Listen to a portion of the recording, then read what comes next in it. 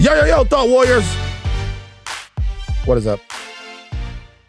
The new look Higher Learning is on. It's I, man, Lathan Jr. And it's me, Rachel and Lindsay. When you said new look, I thought you were talking about that hat. Because that's a choice. What's wrong with it? It's the style. What's the style of the hat that you don't like it? What does it say? I knew you were wearing it last time, but I never read it. So, okay. It's a pro style. dog hat. It's a style. It's different. Is it like too young? You know, I don't believe in that. What you mean? Like things being too young for us. Oh, okay. I feel like we can do whatever we want. No, it's just like, it's like a throwback to a different style. You know, I'm just used to seeing people wear either like this or like a snapback or So you don't believe that things are too young? Do you believe, so the age gap stuff with these people dating, you don't care about that either? I'm over it. Interesting. Makes sense. Who cares, right? Who cares? Who cares? We were having a conversation on the Midnight Boys. Charles Holmes, Chuck Wagon. He's dating. Charles is out here I was about to say, you don't remember the birthday last year? Charles is throwing the dick around. Don't make fun of this business out there. But he was a wild animal at the birthday party last year. A wild animal going nuts out there, confronting people. But the question for Charles is, I think Charles is 31 or 32. Okay. So the question is, what's too young for Charles to date? I wouldn't do teens. So teens? Teens is too, like 19, 18, like they're legal. But they're legal. So, I don't know what Charles likes. But Jomi and Steve say that like 22, 23, no bueno. How old is Jomi? Jomi's 28. And how old is Steve? Steve is like 35. Oh, Steve is such a baby face. Yeah. I think 21 and up. 21 and up. There's no problem with Charles dating like a 23-year-old girl to you, though. None. Is he trying to have fun? Or is he trying to settle down? If it's serious, then yes. If he's then no, I don't care. I'm convinced that a lot of the loneliness epidemic that exists, particularly is because of a lot of arbitrary lines that social media for sure has thrust upon people. Absolutely. You meet, it's like you're 31, you're 32. You meet a 24, a 23-year-old girl. She's out of college. She started working. She's in the workforce, right? You meet her. Maybe you go, she's a little younger than that. But you find out what it is that you guys like together, right? Yeah. It's 7-8 years. I said 21. Right? And so it's the thing. But now it's like, oh, no, that's weird. It's weird. That's what Jomi says. Jomi is very... Did Jomi explain why? So what's appropriate for Jomi? Jomi's 28, so how young would he go? Well, Jomi's 28, and Jomi wouldn't date a girl that's 32, he said. Too 4 old. years. Too old. And what's too young? He said 23 is too young, so... Too young for Jomi's 28. Too young for Jomi is 21, 22. These distinctions don't make any sense. No, they don't. Jomi, unless he can come... Tell Jomi to bring a whiteboard and explain why he has developed... 32 is too big. I mean, too big. Too old. Yeah. And 21 is too young. He needs to explain why. I need like a hot, crazy matrix type diagram for him to tell me the reason why. So not only would Jomi bring a whiteboard, he would probably bring a white woman. I didn't know that's what he was into. Everybody. So it's a joke that Jomi is a milkman. We call Jomi the milkman. Shout out to the Midnight Boys. Pew, pew. It's a joke that he's the milkman, but he's a big Haley Atwell fan. Okay. He's a big Haley Steinfeld fan. So he likes the milk. He likes to milk it up. That's Jomi. Have you Jomi's a nice guy in the world. Have you ever seen Jomi date a white woman? No, but there's a very funny picture of after the Midnight Boys live show. We went to this place called All Seasons. It's you know this place? Mm-mm. It's on, I think it's on like La Brea and Wilshire. And it's an old Firestone tire shop that they've turned into like a beer garden of some sort. Oh. And so we went there. And some of the people that were at it was not a Midnight Boys live show, it was a Ringerverse live show. So our ladies, the Bad Babies from House of R were there. The Men Edition was there. Everybody was there. We were all together. Wait, the Bad Babies. Bad Babies? That's what our ladies from the House of R. That's their fan base, the Bad Babies. So we go back to All Seasons, and we're all doing our thing, the skee ball or whatever the fuck they got over there drinking the beer. And then I turn around, and it's Jomi, because I was with, Kerm, and shout out to Kerm. Shout out to Kerm. Shout out to Kerm. Shout out to Kerm. Shout out to Kerm. I love you, Kerm. I love you, my boy. It's me and you for life, Kerm. Shout out to Kerm. And we turn around and Jomi's talking to two white women. What? Isn't that majority of your Ringerverse audience? Is white? Is the majority of the Ringerverse audience white? I've seen pictures of the live show. I don't think you need to think too hard on this one. I don't know, though, because the Midnight Boys is a distinctly black show. Black presenting. I don't think your listeners are. Just like our listeners aren't. I'd say it might be half and half. Of the higher learning listeners? When you're out and about in these streets, I get more white people that come up to me and say, way, not me. And not for higher learning. And say, what's up? I probably say it's equal, but I get a lot of white people. Interesting. But you know what? I think in the beginning, I think we had more white, and I think it's starting to change. That might have been the Bachelor overflow, though. Yeah, probably. Because it was a lot of Batch. The Batch fans held us down early on. Yeah, so they're still there. Of Batch. They're still around. Yeah, a lot of Batch overflow. But I'll say that it better not be a bunch of white people on that Reddit. Well, sometimes they'll say, I'm a white person and this. And then, I don't know. That's actually do a Reddit poll and so we can see what the makeup is of our audience. I bet it is a lot of white people on the Reddit. I bet they are white because they move with such entitlement over there. Speaking of black and white, can I tell you what happened to me last night? What happened? Actually, early this morning. Mm-hmm. I let the dogs out. It was like midnight. I let the dogs out in the yard. They're barking like they usually do. You've been over there. Then it gets quiet, but it gets it's like a weird quiet. Like I kind of hear some noise, but it's not the same. So like I'll go around the corner. I'm outside. I go around the corner and all I see is a skunk standing on its hind legs. His hands are up and he's like, it's the most terrifying thing. And I see Brownie, and you know how Brownie rolls. You'd think Brownie was on the attack, cowering in the corner, and Copper is beating his face. So I'm like, oh my gosh, Copper got sprayed. So I scream, ah! Skunk runs away. Copper's just slobbering, saliva, like it's bad. So I don't know. I've never experienced this. I'm like, is he poisoned? Is he gonna be blind? How much should he get sprayed?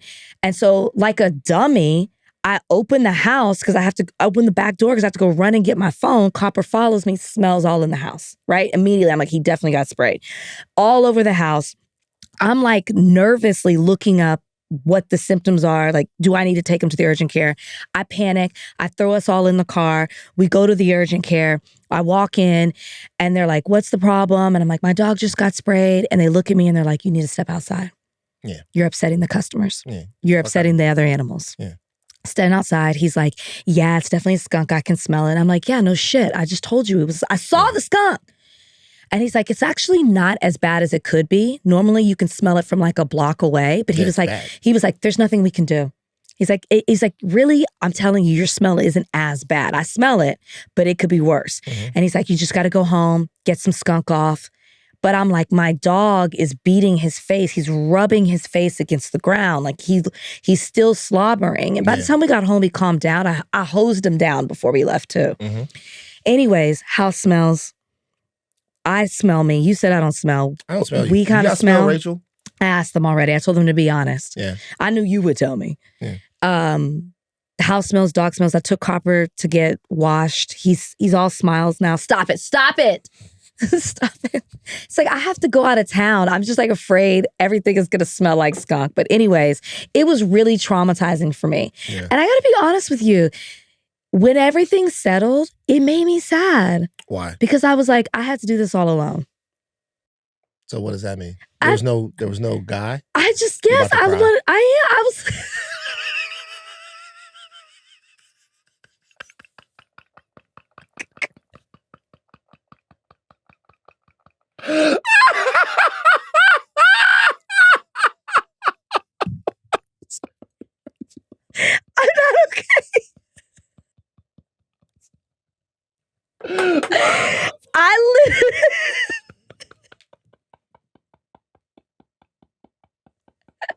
Oh, shit. Wait, I'm really crying, but I'm laughing at the same time because I really was like, I'm not okay. This is so sad. It's I'm sorry.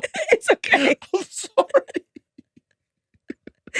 I was like, it's midnight. The house smells. These dogs smell. I'm sitting in my bed just funky. And I'm like, I had to do this all by myself. Like, I was like running around the house frantic. Like, coppers, like, I didn't know if he was poisoned. The man, and then like the rejection of the man being like, well, ma'am, can you just step outside? It's like, can you just step outside? No, you can't. There's nothing we can do for you. Just go home. And I just go home with the music playing. The windows are all open. It just was this, it was a sad scene. This is for your book, because this is funny. This It is was a sad scene. But the moment I said to you, I looked at you and I go, you know what? I knew I was gonna cry. Yeah, I didn't even cry last night. Yeah. Here's the thing, I didn't even cry last night, but now I'm you just need to talk to crying. your big brother. It's just sad. You just need to talk to your big brother, because I could see it. There's such worse problems. I could see. It was just like it was just like a sad moment. And I'm like really crying. Hold on. She's like, the tears are flowing. It's Let's like- name this moment. They're not worse problems. Don't do that. But This is not about the there are. skunk. This is not about the trip. Are you gonna say This is about the feeling of being overwhelmed well, and being yeah. solo and being the one that has to look after yourself, that has to look after your family, that has to look after Brownie, that has to look after Copper. And there are times when we are overwhelmed, when we would just love to have one person in the foxhole with us. And that makes you human. It's not a small problem.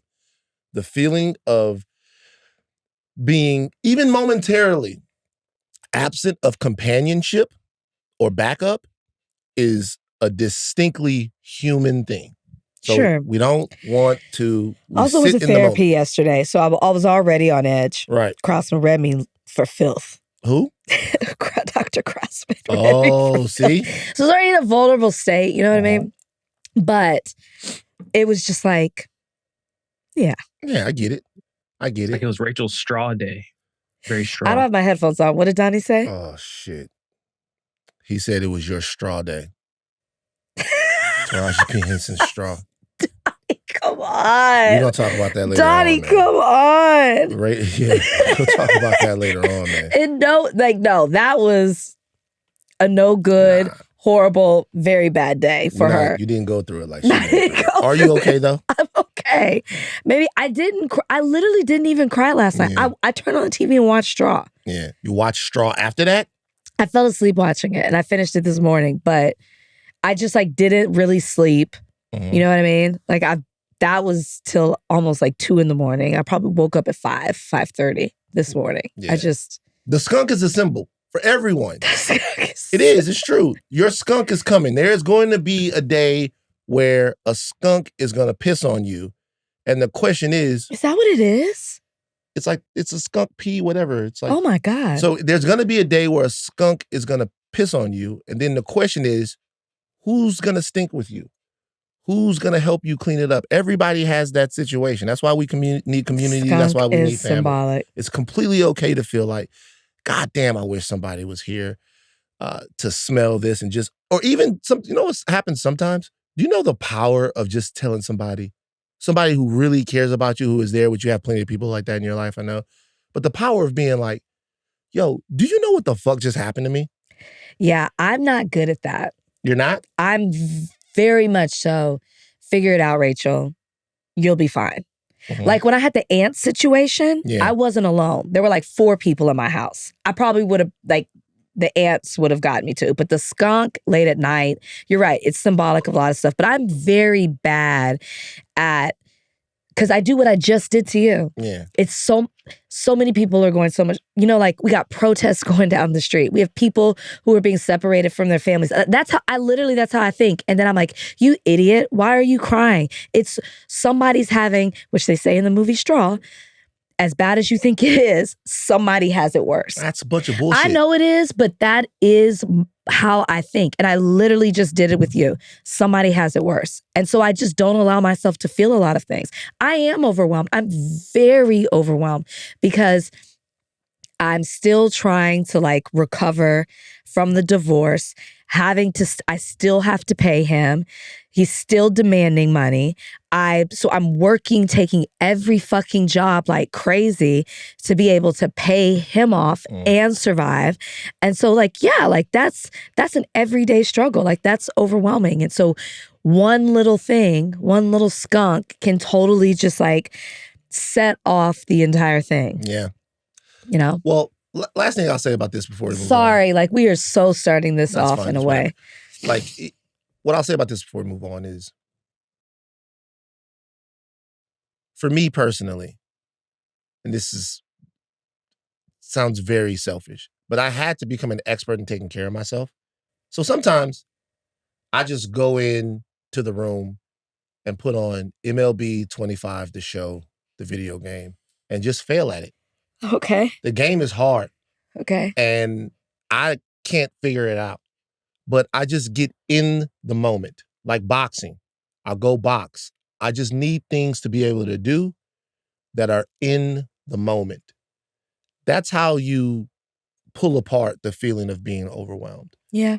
And if you are the type of person that compartmentalizes very easy and continuously looks at people's situations and what can be worse, that makes you two things. One, compassionate, but it also makes you prone to being overwhelmed.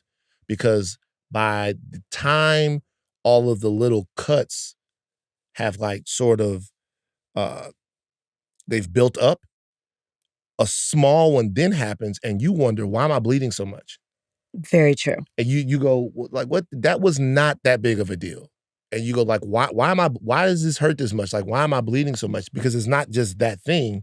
It is the accumulation of all these things that you didn't know were eroding your armor. So sometimes I get super mad about something or super upset about something, and I've mastered the ability not to cheat myself. I'm pissed about something dumb, stupid, crazy, whatever. I give it to myself. I let myself be wrong. I let myself feel stupid. I let myself be immature. And right now, because of everything that you're going through, it's okay to sit in the fact that these things don't have to be world tragedies for them to feel important to you. Yeah. You know what happens? You just get exhausted. No, and thank you for saying all that. You just get exhausted. Like, I don't want to feel like this anymore. Yeah. I don't want to, so you just, try to move on. Now, having said that, we're about to start the show with two things that are actually, I know. pretty It's sad in heartbreaking. culture. Yeah. Donnie, quick hitters start off with two in memoriams. Yeah. Icon, music legend Sly Stone passed away this week. He was 82 and was battling lung disease. His family made a statement. They said, while we mourn his absence, we take solace in knowing that his extraordinary musical legacy will continue to resonate and inspire for generations to come.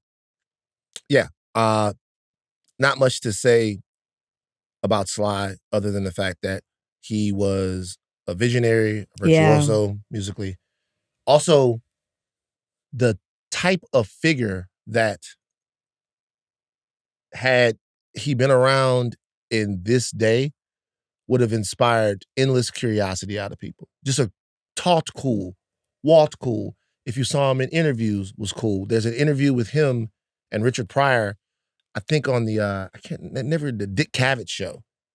And him and Richard are bombed out of their minds.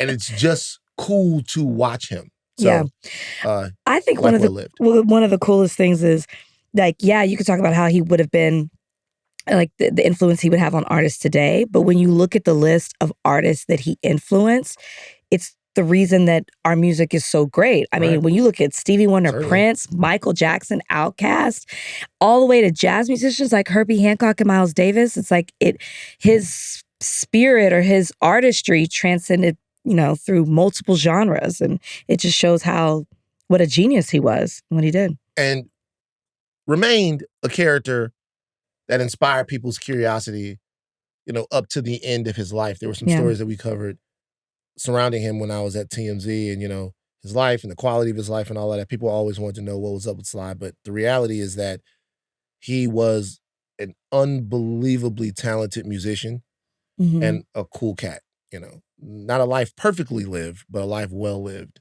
nonetheless. This second one hurts. Hurts. Bad. Everybody up and down the timeline yesterday was shocked and saddened. Yeah. Donnie? Yeah. Ananda Lewis passed away. Former BET host and MTV VJ. She had breast cancer. The news was broken by her sister, Lakshmi Emery, who posted on Facebook that she's free and in his heavenly arms. Lord rest her soul. A career that I watched from the beginning to its apex. Starts out on Teen Summit.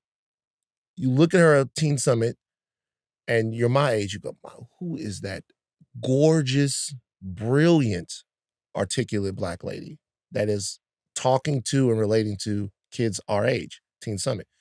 Then she goes on to MTV and becomes really one of the biggest VJs and one of the standard bearers for Black beauty of that time. One of the defining Black beauties, Black video journalists as well of that time.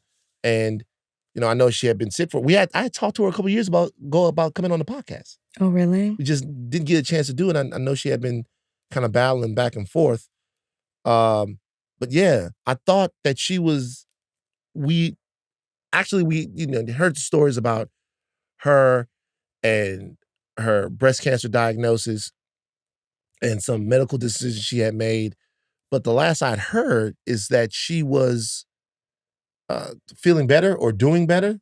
This news was shocking. I thought she was kind of past it. I thought she had beat it or that she was in some sort of remission, or I never heard she was cancer free, but it felt like she talked about it. She came out and she had said that maybe she was doing a little bit better. Her health was okay. Ananda was the girl, like being a young Black woman was the girl you looked at TV and you wanted to be. When there's other people that you name that you looked up to, but it wasn't just that she was on TV. It was what she represented and the way she carried herself and how relatable she was. Yeah. Like you felt like you knew Ananda. Like if I'd never met her, but if I had run into her, I would roll up to her like I grew up with her because that's how she made you feel. And you did grow up with her, whether you were watching her on Team Summit or then watching her on MTV's TRL. You just watched her. And I didn't know I was going to have a career in television, but I always looked up to her for what she represented and what she represented in such a positive, beautiful way.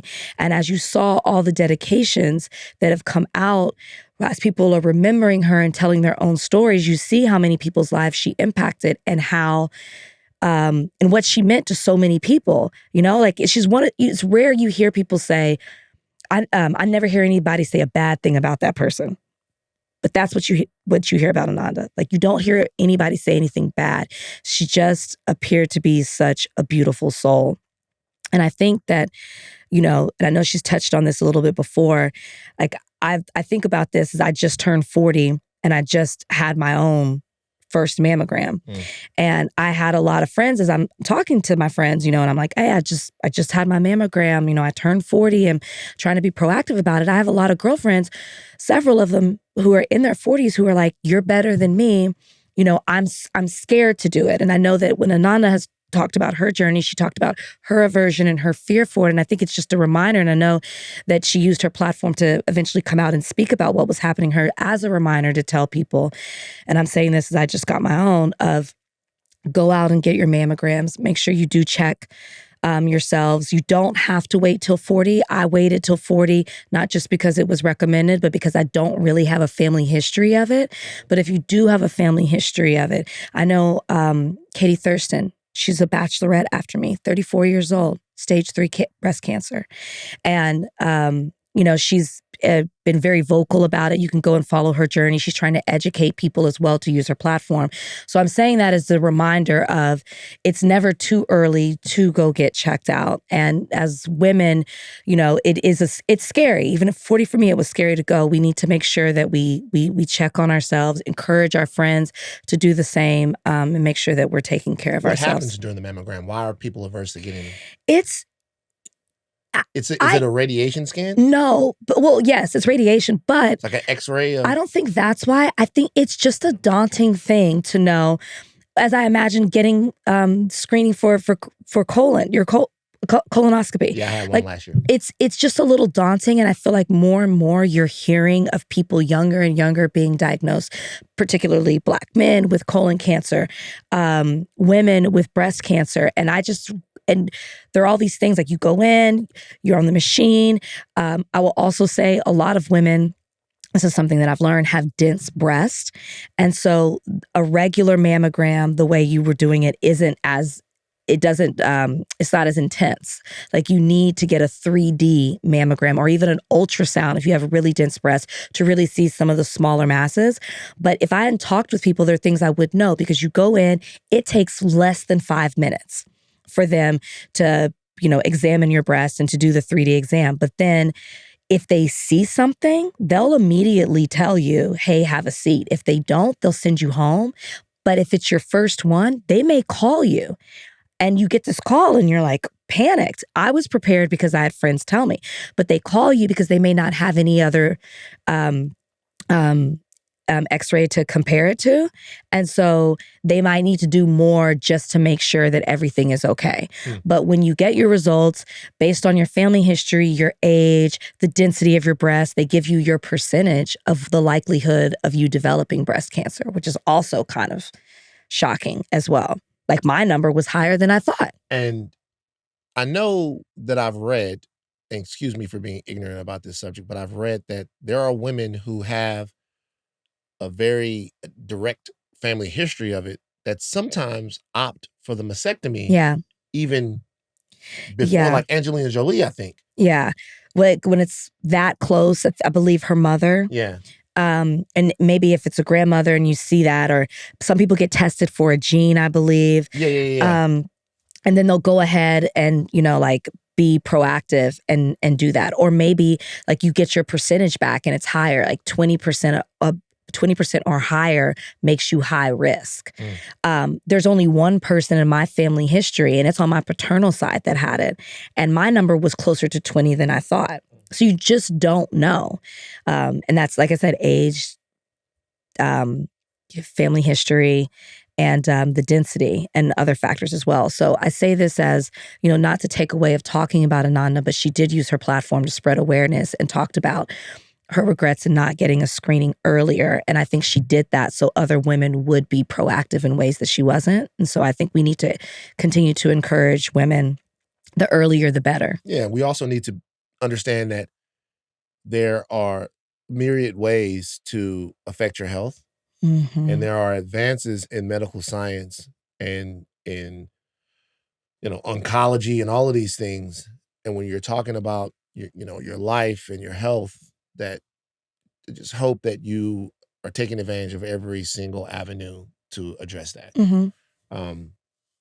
Ananda was amazing. And by the way, she didn't take no shit either. I don't think you can make it that far and not be that way. I remember seeing some of the battles that she fought on MTV and how she used her voice and the things that she said. She didn't take no shit either. Huge loss. Man. All right, Donnie. Pettiness now. All right, let's get into the petty. This will be in relation to the BET Awards, which was Monday night, same night that we recorded our previous episode, so we didn't get to recap or talk about it or anything. Did you guys, first of all, have any impressions of the show? See it, watch it, thoughts about it in general? I got through about 2 hours of it. I thought it was incredible. It's the best one they've done in a long time. It was, and maybe we're biased because it really touched to the millennial aspect of, it's 25 years of the awards, I think 45 years maybe of BET. And the way they started it off with 106 and Park took me back to when it started 25 years ago, which I didn't even realize that. When 106 in Park Was it started? 20? It was 25 years ago, yeah? Something It was like 2000. that, yeah. And it was so cool the way they rolled it out, the time that they dedicated to it, seeing the host come back, seeing all the big memories of, our millennial time of who was big, who really was the king and queen of 106 in Park. I loved every bit of that. I loved who they honored. I loved watching Jamie Foxx be so moved by the tributes to him. Jamie Foxx continues to be so grateful and acknowledge what has happened to him, but how he wants to be better for it. Yeah. And it was so good. Now there were parts and there were questions. What a question. Well, all right, we'll start with 106 in Park. Okay. Well, first off, did you like it? I loved it. Loved it. 106 in Park. Where was AJ? AJ wasn't there. Roxy wasn't there. Why wasn't AJ there? Unclear. AJ wasn't there because of the I'm going to say accusations because I don't know what was the final come out of the allegations of sexual that's harassment. I don't know if it was assault as well. That's why he wasn't there? I believe so. Interesting. Somebody wrote an article that when it was announced, I guess that maybe they were going to do this. Yeah. And there was the possibility, or maybe they did say AJ was going to be there. There were some people who spoke out about that. Or wrote out about that. So do you think it was a decision that, because now that you mention it, I am aware of some of the things that were surrounding with him, but I wasn't aware that there was an outcry from anyone that he was going to be on that. Do you think that was a decision that BET made, or do you think it was a decision that he made? I think it was a decision that BET made because he posted a picture of him sitting on a plane, and made it seem like he couldn't make it. Because there was a discrepancy in travel. I'm not a betting woman, but I bet that was an old picture. Well, no, wasn't it a picture and a video, or no? I saw a picture, but maybe it was a video. Look, I don't know. So, this is interesting. So you think that there was a decision made from on high? I do. Not to have him there, because I do remember that there was a picture of him and Stephen Hill and the entire 106 in Park roster.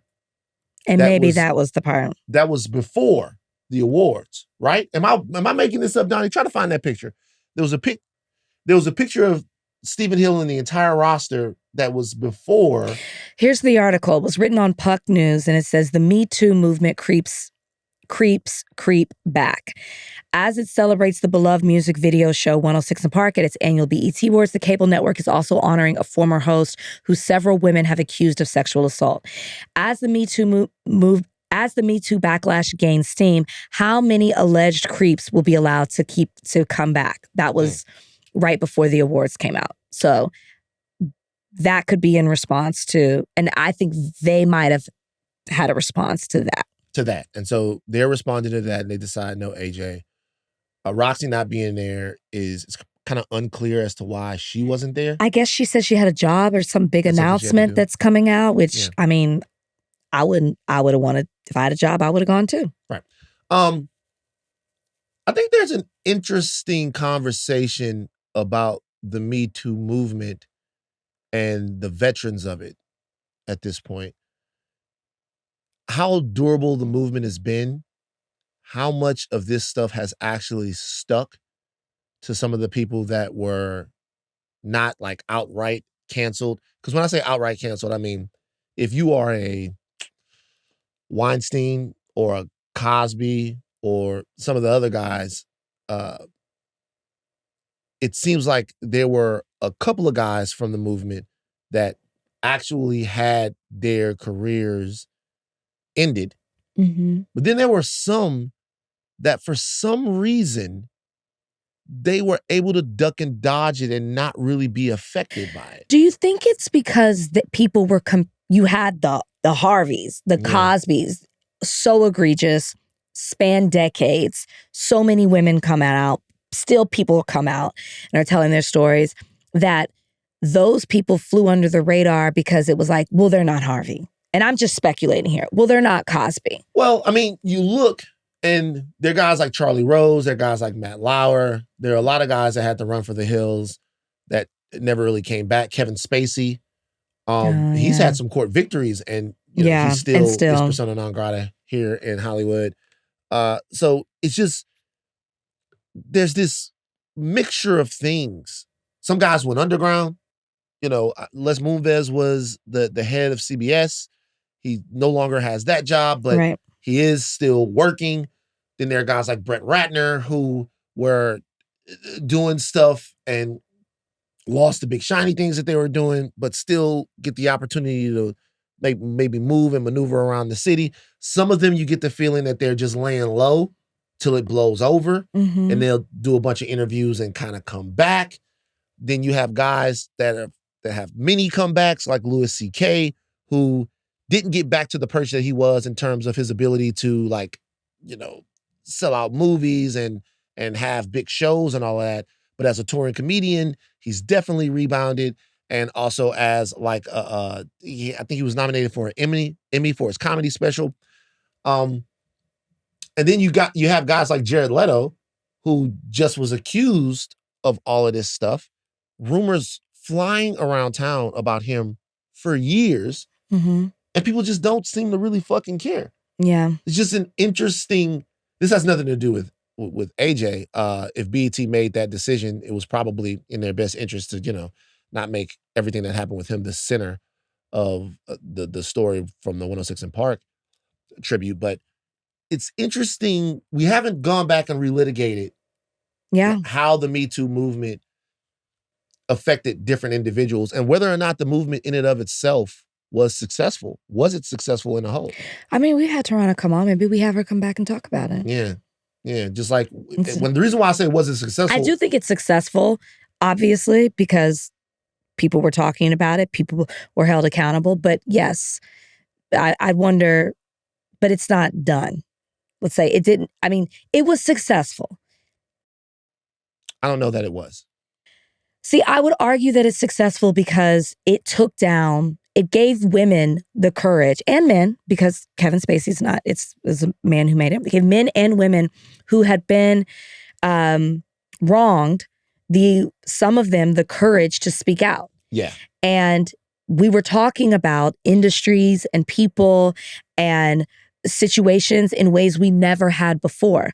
There's success in that. Now, it might not be as successful it's definitely not as successful as it should be, right? If people can be, I'll just use the term uncanceled or fly under the radar or not held accountable in certain situations, we still haven't changed the mindset of certain people. So it's not as successful as it should be, but you can't take away some of the successes that it has had. Certainly. And I don't mean to do that.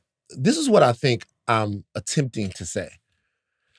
So the Me Too movement it's alongside a re-familiarization, I can never say that word, familiarization of America with grassroots Black political activism that also is happening in the 2010s, with a lot of different new voices coming out of that movement. Black Lives Matter is coming out of that movement, but it's not just Black Lives Matter. It's guys like Philip Agnew from Black Men Build, which shout out to Phil, and Black Men Build and everything that they're doing in his new role and what he's been able to build there. It's Tiffany Lofton from the NAACP. It's all different types of people at that time that are affiliated with the larger idea of Black Lives Matter, but also when you talk about DeRay and Netta and all of these people at that time that are rising to the forefront of a movement centered around American policing, but also that was more curious into asking the question of what progress Black people have actually been able to make since the Civil Rights era. And there was this re-examination of what contemporary Black life was. That really was very interesting to me because a lot of people say that, there was a time when we thought racism was over. And when you're living life as a Black person in America, you go, we never really felt that way. However, I remember America inching close to adopting the Obama administration as an example of a post-racial America. Now, if you're from where I'm from, it's very difficult to see the country in those terms because you see so many disparities between Black people and white people, and they're right in your face. But culturally, maybe there was a time when we were feeling like, maybe we've gotten someplace that we haven't gotten before. Then you have movements across social media and across the country that remind you that that's just not the case. And you have a deeper examination into all of these disparities and policing and voting rights and environmental justice. You have the Flint water crisis. You have police killings everywhere. You have people going, how well are we actually doing? And so then you have movement behind that. Mm-hmm. And then it actually culminates with George Floyd. And all of that stuff is happening around Me Too. At the same time, you have movement in LGBT circles, and you have intersectionality between a lot of these movements. You have a lot of women and queer leaders in all of these spaces, and they're connecting all of these things together. And America says no. Like, America Yeah, no, you're says not wrong. no. We get to an inflection point with really all of these movements. And the country gets to a point where they bend, and then they snap back. And there is the vilification of the word woke. There is the vilification of the trans movement. There is the vilification and backlash from the movements that come out immediately after the George Floyd protests. There's an embrace of DEI as a way to remedy some of the things, the unfairness that we see in corporate hiring practices. And then there is a rebuke of that. There's an embrace of CRT and deep historical study into the racial history of America. And then there's a rebuke of that. There's an embrace, at least culturally, it feels like, of women resetting the reality of their lives inside of corporate spaces Mm-hmm. and in their communities. And then there's a rebuke of that. Sure. And not just a rebuke, but I mean a rebuke that exists inside of all of those communities. There's a Black rebuke of the word woke. Mm-hmm. There's a woman rebuke of the Me Too movement. For sure. Because there's something very inconvenient about the Me Too movement that sometimes we don't talk about, is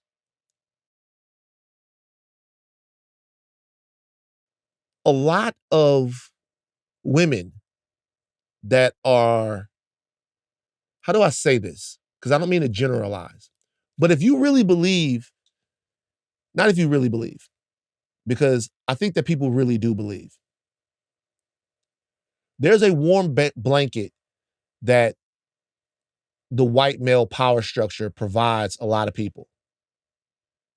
And it's kind of what Trump represents. There's a warm blanket there because it means that you don't have to get uncomfortable. Who doesn't have to get uncomfortable? You, the person that's seeking to change the definition of that power structure. There's a lot of people that are simply too lazy to challenge the white male power structure. Sure. A lot of people, right? But there's a specific uncomfortability that exists around the Me Too movement, is because you're not just realigning in that movement the behavior of Gargamel, of Harvey Weinstein and Bill Cosby and them. You're realigning the behavior of your uncles and your sons and your fathers and guys that you love, Yeah, and your friends and your people. And there are some people that if it's between a woman's safety and their son or their brother or their friend or the important men in their life, they're going to choose the men in their life. You gotta read Anna Tubbs' book. I'm telling you, she addresses this full on. Erase, about the patriarchy. And what's so fascinating about her book is it's not just her giving her thoughts and opinions, which she does, but she gives specific examples in history as to why things exist the way they do, the white male power structure, patriarchy, and how certain groups of people have contributed to that as to why it continues to exist. She does this excellent breakdown of the conservatives that are sitting on the Supreme Court and how each one of their stories, where people help them, whether it was a woman, whether it was a society, whatever it may be, a race, helped further that person along the way to keep the patriarchy intact. It's so good. And it just made me think of that. It made me think of the story. It made me think of Brock Turner, the Stanford athlete, swimmer, and how he was protected. Clarence Thomas, Brett Kavanaugh. All the Supreme Court conservative ones, all of them. But these are men that if they fall, so many people who are invested in their success have to kind of fall with them or realign. And there's just, the Me Too movement was one of the most important movements I can remember, because it imposed consequence on something that we had accepted, which was men's right to abuse women. Yeah. Yeah. Just the right to abuse women. And this goes way back. Way back, right? On just men's ability. Because women aren't valued, historically valued. Right. And men are so overvalued that it was like, oh man, what about his career? What about this? What about that? And I get it and I understand it. But when it came down, when push came to shove, everyone seemed to collude to destroy these movements. Everyone seemed to collude. Everything that happened around Black Lives Matter and the House, right? And all of that stuff. It is completely prudent to investigate all of that stuff, right? All of that stuff, right? But we also have to remember that the ones that endeavored to injure those movements, that was coming from like the New York Post. Those were conservative talking points that were holding up that stuff to our face and going, look how fucked up your people are. None of this is actually real. And I'm not saying that anybody was hoodwinked or bamboozled or that it wasn't right to go, okay, well, all of this money was made off of the death of a Tamir Rice, off the death of a George Floyd, off of the death of a Sandra Bland. All this money was donated. As a community, we're owed accountability in that. But there was a cultural codification of an idea of the fact that all of these people were grifters and nothing that happened in the last 10 or 15 years actually mattered, that was allowed to go mainstream. And not only was allowed to go mainstream, it was allowed to exist unchallenged in a way. You couldn't even say, well, you couldn't even say, well, maybe it wasn't this, maybe it was that. Like, nah, them people, all of that's a scam, all of this is that.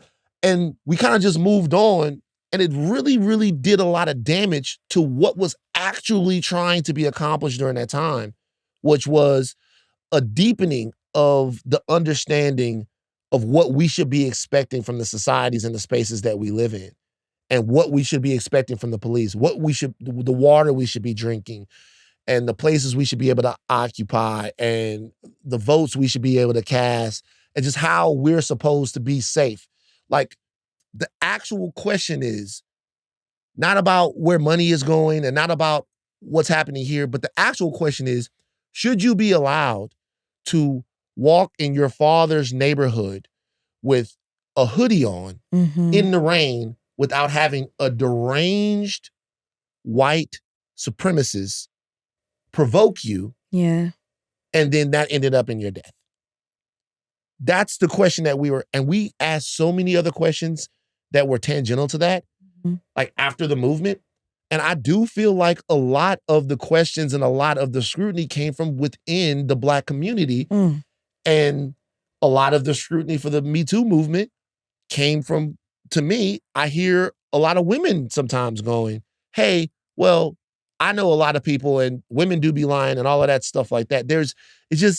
It seemed like there was an attempt to actually shift the status quo, and culture just said no. Like, did you just like no? The re-election of Trump is just everybody going. All of that stuff really there it didn't matter. is. That's exactly what it is. No, you're right. You're right. We went long on that. Well, this is a good conversation. Yeah. Yeah, that was good. Oh yeah. Well, we wanted to talk about Claressa Shields saying that, that was petty. I know. Yeah. Should I don't want to get too into her because I don't want her coming after me. But you don't want the smoke? It's like it just didn't make I don't want her. I do not want the smoke from her. True. But it just also didn't make sense. Like you said you weren't happy that you lost the BET award for athlete. What was it? Athlete of the year? Sportswoman of the year. Sportswoman of the year being the being the key word. Yeah. Like year. Angel Reese won it. I'm not saying that Claressa Shields is not super talented, super awarded, like a trailblazer for sure in what she has done over the span of her career. But we're talking about Sportswoman of the Year. You could, Simone Biles had a better argument than she did in this one. So you are being petty, and you know it. It's petty. But I feel like she does this. Yeah, she does stuff like this. Boxer, she got, everything's promo. But I want no smoke. I want no smoke. You want to fight Claressa Shields? Fight. It wouldn't be a fight. Just she would. What? That wouldn't be a fight. If she wouldn't have to try hard. Yeah. I want to interview her and Papoose. I want them to come on Higher Learning. Great. I want to talk to them together. But yeah, petty.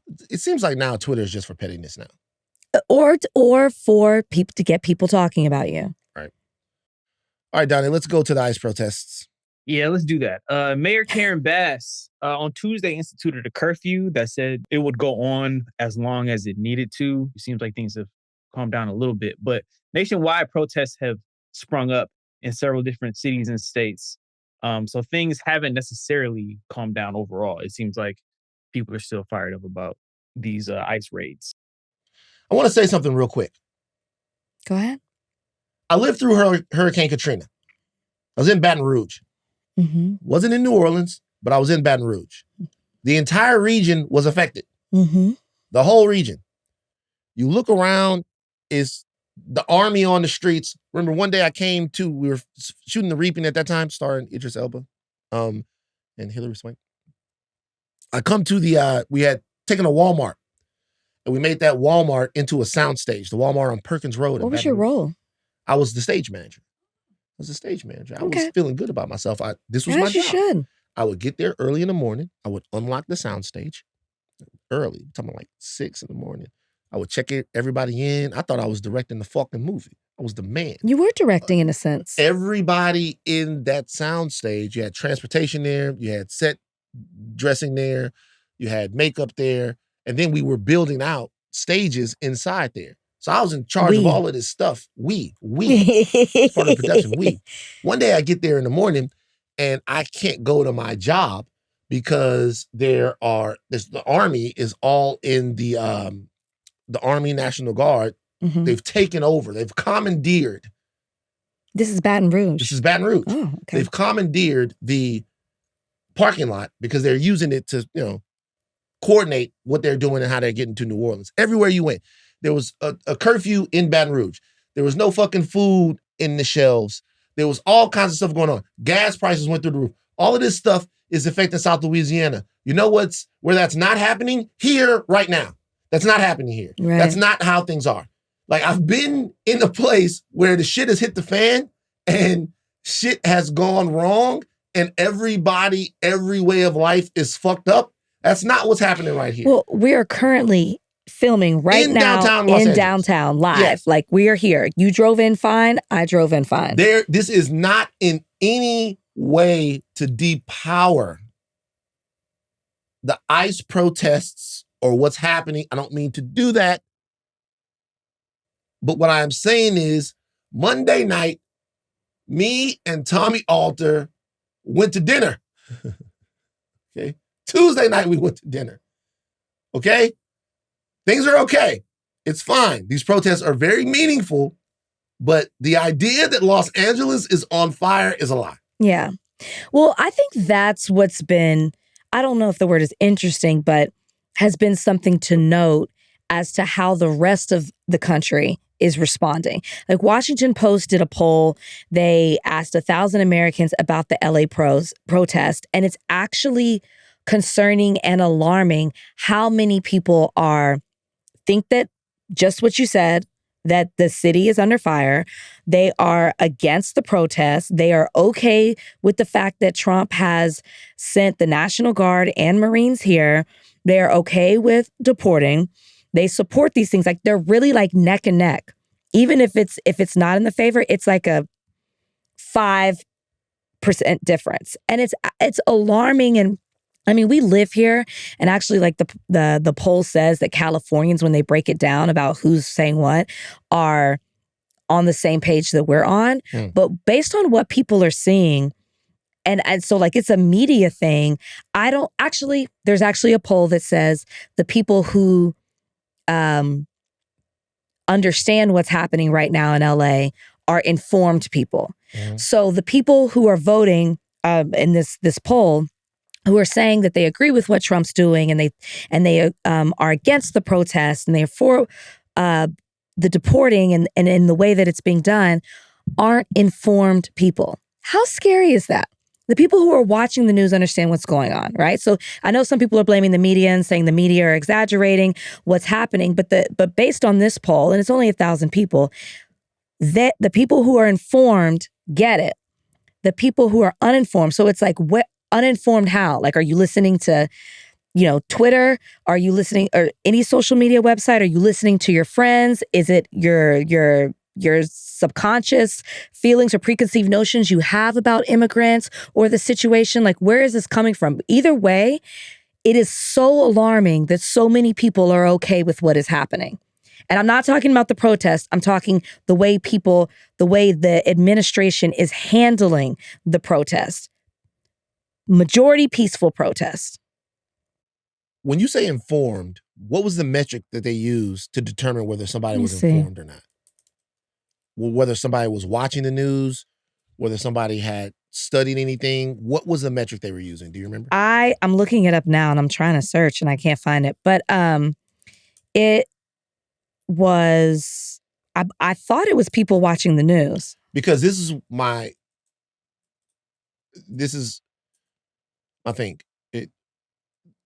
Fox News viewers in polls are routinely the most misinformed. Right. They're getting information, but it's misinformation. Mm-hmm. It's low information stuff that's going on.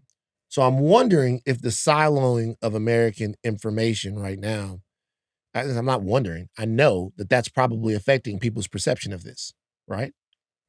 I'm sure it is. It's probably affecting people's perception, whether or not you believe that undocumented immigrants have taken over Los Angeles and are burning the city down and that the city is on fire. It's not. You have had peaceful protests. And of course, in any small to medium gathering of people, you're going to see some civic unrest that evolves into violence or vandalism. Right. It's a part of it, right? Right. It's going to happen. We've seen it happen before. But if you're talking about billions of dollars worth of damage, if we're talking about a contagion in terms of protests or vandalism that spreads across the 502 square miles of Los Angeles, none of that's happening. None of that's happening. Now, I will say that protests and demonstrations are extending across the country. Donnie, I want you to read the Truth Social post that Donald Trump made earlier today. And I want to know what Rachel thinks this Truth Social post means. Okay, before you read that, it's that it says tuned in Americans tend to oppose sending the National Guard and Marines to LA. They didn't define tuned in, but it says the more people who are paying attention to the protest, the more likely they're to oppose Trump and sending the National Guard and Marines to the protest. So, and it says this is partly due because, it says Democrats follow the protests more closely, although independents who are paying more attention are more critical. It doesn't say exactly where, it just says tuned in is how the statistic is. So I guess that means that if you're just kind of flippantly asked a question, hey, do you think that the National Guard should go in to quell protesters? Then you might go, yeah. But if you know exactly Right. why this is happening and how this is happening, you're less likely to agree with that. You're reading a headline. Like when I was at the grocery store yesterday, there was a man on the aisle behind me checking out, and he was like I could hear him. He was talking to the cashier, who was a Latina woman, and he was talking about how he was like, it's crazy that they're burning down their neighborhoods, because what they're going to do is they're going to come over the hill, and now they have to buy our groceries because they're burning everything down. And it took everything in me not to turn around, because he was talking loud enough. So now I'm offended by what you're saying. And it's like, you're so uninformed. And she was just listening, and it's like, that's what people believe. Nobody's burning down the neighborhood. Yeah. That's literally not happening. All right, read the Trump thing. All right, Trump said, our great farmers and people in the hotel and leisure business have been stating that our very aggressive policy on immigration is taking very good long-time workers away from them, with those jobs being almost impossible to replace. In many cases, the criminals allowed into our country by the very stupid Biden open borders policy are applying for those jobs. This is not good. We must protect our farmers, but get criminals out of the USA. Changes are coming. Changes are coming. Fucking fascinating. So he's saying we're getting rid of the criminals. Is he backtracking? Yeah. Because it sounds like, okay, but if he backtracks, then they can't meet the quota. So it sounds like some industries that are important to him, I don't know if they're donating to the administration. Somehow industries that are important to him are being impacted. And he wants to make sure they're okay. So it sounds like he's backtracking, where he's just going after criminals again in order to sustain their workforce, to keep these industries happy and to keep them profitable. He didn't say that, but he just said changes are coming. Or because right now they're going after everybody. He never intended to do it in the first place. Never intended to do what? To deport 10 million people. Who said 10 million people? They said 10 million people. Okay. So it was all smoke and mirrors. So listen, there was an obvious problem with American immigration policy. And that problem to me it was structural. Trump's goal was to sell American immigration as a cultural problem, meaning that the Democrats were looking to replace American voters with immigrants from Latin countries so that they could brown America and change the American power structure, right? And ensure the Democrats would win for, untold years of elections. And because he said it himself, I would think that these people hated America, but they can't hate America because they're too good at rigging elections. So they got, well, no, excuse me, that's not what he said. He said, I would think these people were dumb, but they can't be dumb. Yeah. Because they rigged an election. So you can't be dumb and rig an election. Then I would think they just hate our country. I don't think that they hate our country. So it must be another reason that they're doing that, which is him dog whistling that immigration was part of the Great Replacement theory, that went to bring in a lot of brown immigrants and change the American power structure, drown out white male influence over America, and ensure that the Democrats would then win for, in perpetuity, which is interesting when the fact that the Democrats actually lost with a large swath of Latino voters and Latino men and all of that stuff. So maybe that doesn't even make any sense when you crunch the numbers. That's one thing. That's making this a cultural problem where you assign what's going on or the failures at the border to a boogeyman and to a conspiracy theory, right? But then if you look at the issue as a structural problem, then you say, okay, well, we have this many millions of people trying to come in, and some of them are coming in for different reasons. Some of them are claiming asylum. We have 735 or 800 immigration judges, which creates a backlog of people. You might come in and see a judge or need to see a judge, and you might not get a chance to see that judge until 2 or 3 years from then. By that point, you're here, you're working, you're doing all of this stuff. These things are increasingly complicated by parts of the system that are not working. And what do we need? We need 10,000 immigration judges, right?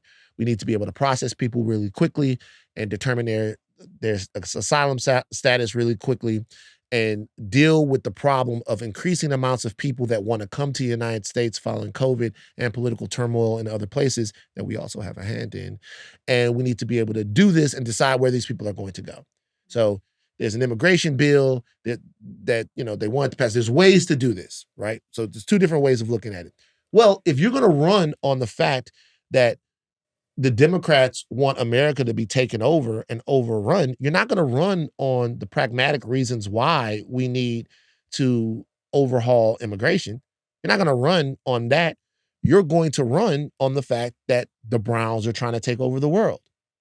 Even if you don't think that that's true, you're going to run on it. Running on the dysfunction is one thing. Mm-hmm. That's what politics is. It's running on the dysfunction that the other side is part and parcel to. Running on the intention is the way that you whip people up. Now you get into office and either you have an immediate realization that this is not going to happen, or the political price that you're going to pay for 6 or 7 American cities being on fire is too high, or you were never going to sell out the farmers and the corporate class that need the labor that these migrants provide in the first place. You were never going to do that. That's a good point. So now you're going to step back and you're going to say, oh, well, I was going to deport 10 million people, but I heard from Middle America. And Middle America says they don't want to deport 10 million people. So because they don't want to deport 10 million people, now what we're going to do is be laser focused on criminals. We all know intellectually that there weren't 10 million criminals coming into our country from other places that they were going to be able to deport. They fucking knew it too. So when I saw him here, I'm like, it doesn't matter if he changes his mind. Nobody will care. His crowd is religiously devoted to him. But I mean, I think we knew that what he was, no, I don't think we knew. We knew that what he was saying wasn't true. But I do think that there was a part of me that thought that he believed it. Or, I mean, I will say this, and what you're saying, I agree with. I think that probably is the case. But also, this is Trump, and you just don't know. This could just be a tweet that means nothing. And he really is just saying that to make a side happy that is dedicated to him. He literally could just be saying this because he's like, well, people are upset. Let me say something that eases their minds a little bit. And he'll go back on it in the next week. Like, this is Trump at the end of the day. But I'm more so just saying that for argument's sake, like, you just don't know. Next week, we could have a whole nother thing. But the way that you just said it, I'm like, yeah, that actually makes a lot of sense. It makes a lot of sense. It shows how stupid I am. Also, the fact that you could argue whether or not this is going poorly for the administration or not. Like, obviously, the weaponization of some of the... It's not. You don't think it's going poorly? For the administration? Yeah. In what way? So, like, they're able, because nobody's checking them. They're able, literally everything that they've wanted to do, they're doing. And Trump's not, I mean, at the way things are set right now, he's not getting another term. They're literally carrying out things that are going to be impacting us for decades and decades and decades. It's June. We have had 6 months of Trump. In what ways are they unsuccessful? They're literally doing everything that they want to do. Our outrage doesn't affect them, doesn't care, doesn't impact them, hasn't stopped them in any way or diverted them from doing anything they wanted to do. It only emboldens them. So I ask the question again. All right. I'll try to play both sides of it. Okay. The argument that it's working for them is if you're looking at them as, prognosticators of political unrest, and say, I told you that these people were this particular way, and that if we tried to enforce the law, they would burn down their own city, then that, to a lot of people, is a very delicious political nugget that they can throw out there. Hey, we told you we were right. Look at what's going on. Look at this picture of a foreign national standing on top of a burned out car. Maybe you whip your base up even more, right? But then there's something else. if that's just Los Angeles, is one thing. But if you get nationwide protests because of what's going on, I don't know if Americans have the stomach for that much unrest. I don't know if that turns people off. Even in the little poll that I just read that they did, people are okay with the way Trump is responding to LA. And it's not just LA. It's in Texas and New York, and I don't know the other states that are involved, but right now, people seem to be okay with it. Which people? Well, the people that they polled here. So, and it's small, but I'm just saying. I'm a data guy. I understand it. I think that nationwide protests in one specific city, you can make it an LA problem. Protests in LA and Houston, you can make it a LA and Houston problem. The more cities that have protests, any types of protests, right? It starts to look like Americans just don't want this. It starts to look like this is an issue that the Trump administration hadn't really thought through. I think local protests in one place, you can say, hey, it's the crazy liberals. But when those protests go to places that are particularly in blue states, red states, I know what you when mean. they're in red states, it starts to look like, okay, it's not just the crazy LA liberals that are having problems with this. This is an issue that is very complex and affecting people in a lot of different places, right? That plus whatever conversations he's having with the farmers' lobby or whatever, along with tariffs which are very divisive amongst the economic and political brass of America. Right. You know, pain in the bond market makes people go, I don't know if we want tariffs. And then at the same time, like I was about to buy this, because I buy whatever Instagram asked me to buy. I was about to buy this vagal nerve simulator that you put on your neck to help your vagus nerve calm down. And then I'm looking at this ad that the Pulsetto, it's called Pulsetto, if you guys want to send me one for free. But I'm looking at this ad that they put up and they go, hey, just to let you know, we're sorry, but the prices on the Pulsetto are going to go up. The tariffs mean that we have to charge you more for this. And this ad was just, there was an ad for the thing, and then the next was the ad for the fact that the prices are going up. I think people look at that type of thing and they go, wait a minute, when do we start to see the benefits of tariffs and all of that type of stuff? And then the what? The Pulsetto? Are you going to wear this in private or like in public? I just need my Vegas. Donnie, put up a picture of the Pulsetto device, please, so people can get it. I needed a visual. See? I needed to see it. I couldn't keep listening to what you were saying until I saw what this is, because my mind was fixated on this. But see, that's why I don't break down crying over the skunk pissing on me. Because I got the fucking Pulsetto. Maybe I need the Pulsetto. We'll take two. But yeah, so I wonder, you know, it seems as if things are going well for him. It seems as if, I mean, he seems to be, I don't think that they necessarily are, though. I think that there's a little bit I hope you're right. Yeah. I do, I listened to Rand Paul talk about the fact that he got disinvited from the White House. But how many times have they bitched about like something that's happened to him or taken a stand? Yeah. Only when election time comes around, they all rally together to come together to further their party and their party's interests. Like it's like everything they do is with a grain of salt. And as you said earlier, there's literally nothing Trump can do to like turn the base away. I remember specifically what we were talking about, but it's like they're so dedicated to him. There's literally nothing that can be done. Well, they believe in the religion of it. I do think that there's a group of people. I hope you're right. Just don't want to see their lives get harder. Look, when I say that, don't think that I am in any way providing cover for a Trump vote. Let me put that in a different way. I think there's a group of people that if they see their lives get harder and they see too much bullshit, will go, I'm not fucking with this when the midterms come around. Now, that also presumes that the Democrats get their shit together and provide actual narrative clarity to the American people, which it does not seem like they are capable of doing, save a few bright spots, like the guy that's starting to take over the fucking race in New York City. Cuomo might be on the run. What's his name? Donnie? I don't know his name. Oh, Donnie, you know about Madani? I don't. I'm sorry. Oh. I'm distracted. Donnie's distracted by what he just sent to the group chat. Donnie, what's going on? Yeah, Senator Alex Padilla was just arrested and brought to the ground at this press conference that's being held by the head of ICE and Department of Homeland Security. I think they're having a press conference right now. It's happening live, and he tried to interrupt it by asking a few questions about the National Guard and Marines being stationed in LA.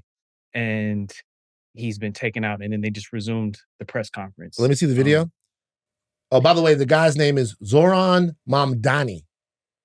And I'm enjoying him. He's got ideas. And he's starting a fucking, Zorro? Zoran. Oh. Zorro. If Zorro was the man, that would be dope. But he's got ideas about transportation. He's got ideas about, they asked him straight up at the mayoral debate. I guess they were asking everybody like what the first trip they would take overseas was. Mm-hmm. And everybody up there went, oh, we're going to go to Israel. We're going to go to Israel. We're going to go to Israel. And he was like, I'm not going anywhere. I'm going to stay right here and deal with New York. And then they asked him further about it on another interview that I saw, Mondani, and he just kind of kept it real about his thoughts about what's going on over there. He is gaining ground against Cuomo. I don't know if he can finish, but he's getting some attention. Okay. Getting some attention. Well, maybe let's have him on the podcast. I want to see this.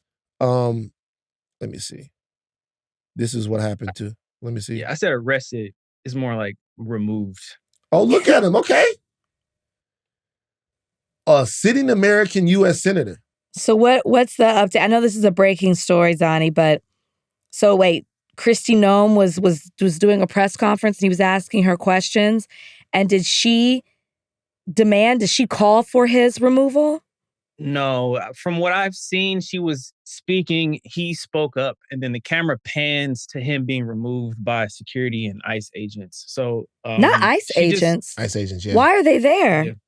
Oh, he's in LA. He's in LA. Yeah, okay, she's in LA. Head of ICE is speaking as well as Kristi Noem. So there's a bunch of ICE agents all over the place. When you see that imagery, who does that work for, Rach? I mean, that works for them. It works for the ICE agents, you think? Not for the Trump administration. To put hands on an American senator and kick him out of the thing? You know what they see? A Democrat. Probably. So they see him as a Democrat. They see him as a disruptor. Mm-hmm. They see him as somebody who's not a white man. Yeah. And they look at this and they say, well, he was causing a problem. The Homeland Security... the Homeland Security Secretary was trying to have a press conference. He was being disruptive. He is messing up the order of business. And so they removed him. They love this. This will be on T-shirts. Probably so.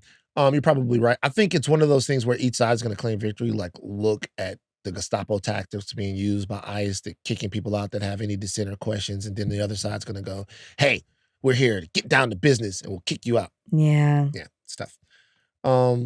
Look at breaking news, Donnie right there. All right, joining us now on Higher Learning, we have a father-daughter duo, maybe the first that we've ever had here on Higher Learning in our 5 years. So it's quite a treat here. We have Kayla Johnson, we have Pastor Tim Johnson here to talk about their new documentary, Fatherless No More. Thank you so much for joining us on Higher Learning. Happy to have you here. Thank you for having us. Let's get right into it. A line that stands out to me at the very beginning, maybe like first 10 minutes into the film, you state the young men that you're working with are not afraid to die. They are afraid to live. And I was like, whoa, okay. How do you even approach this mentality when you're and I'm probably jumping ahead because maybe I should just talk about what it is, the initiative that you do. But this was just something that stood out so much to me. How do you go into the work that you're doing and approach that mentality that you're facing? I think it goes back to understanding why we're here in the first place. So if you don't know the purpose of something, abuse is inevitable.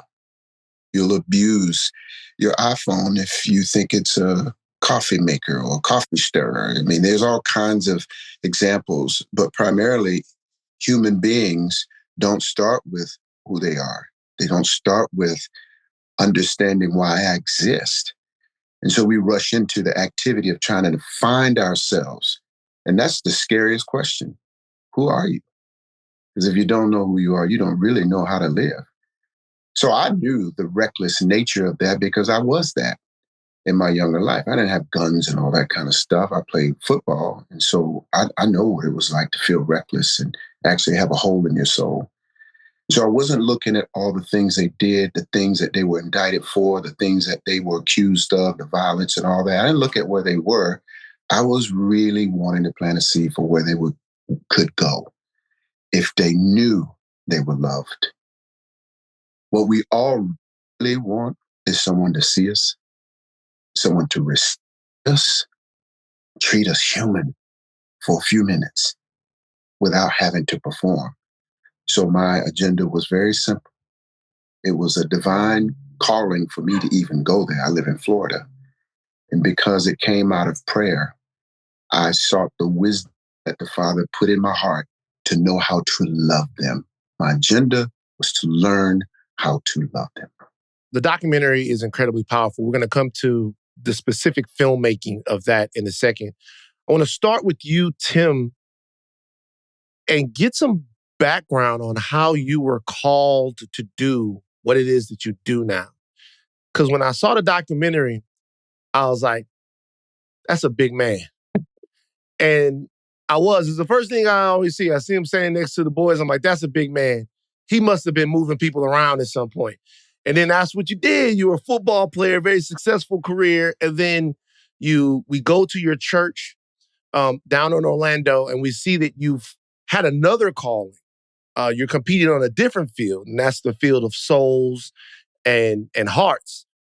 Why? How did it start? Why were you called to do this? Before the documentary starts, why did your career to change lives start?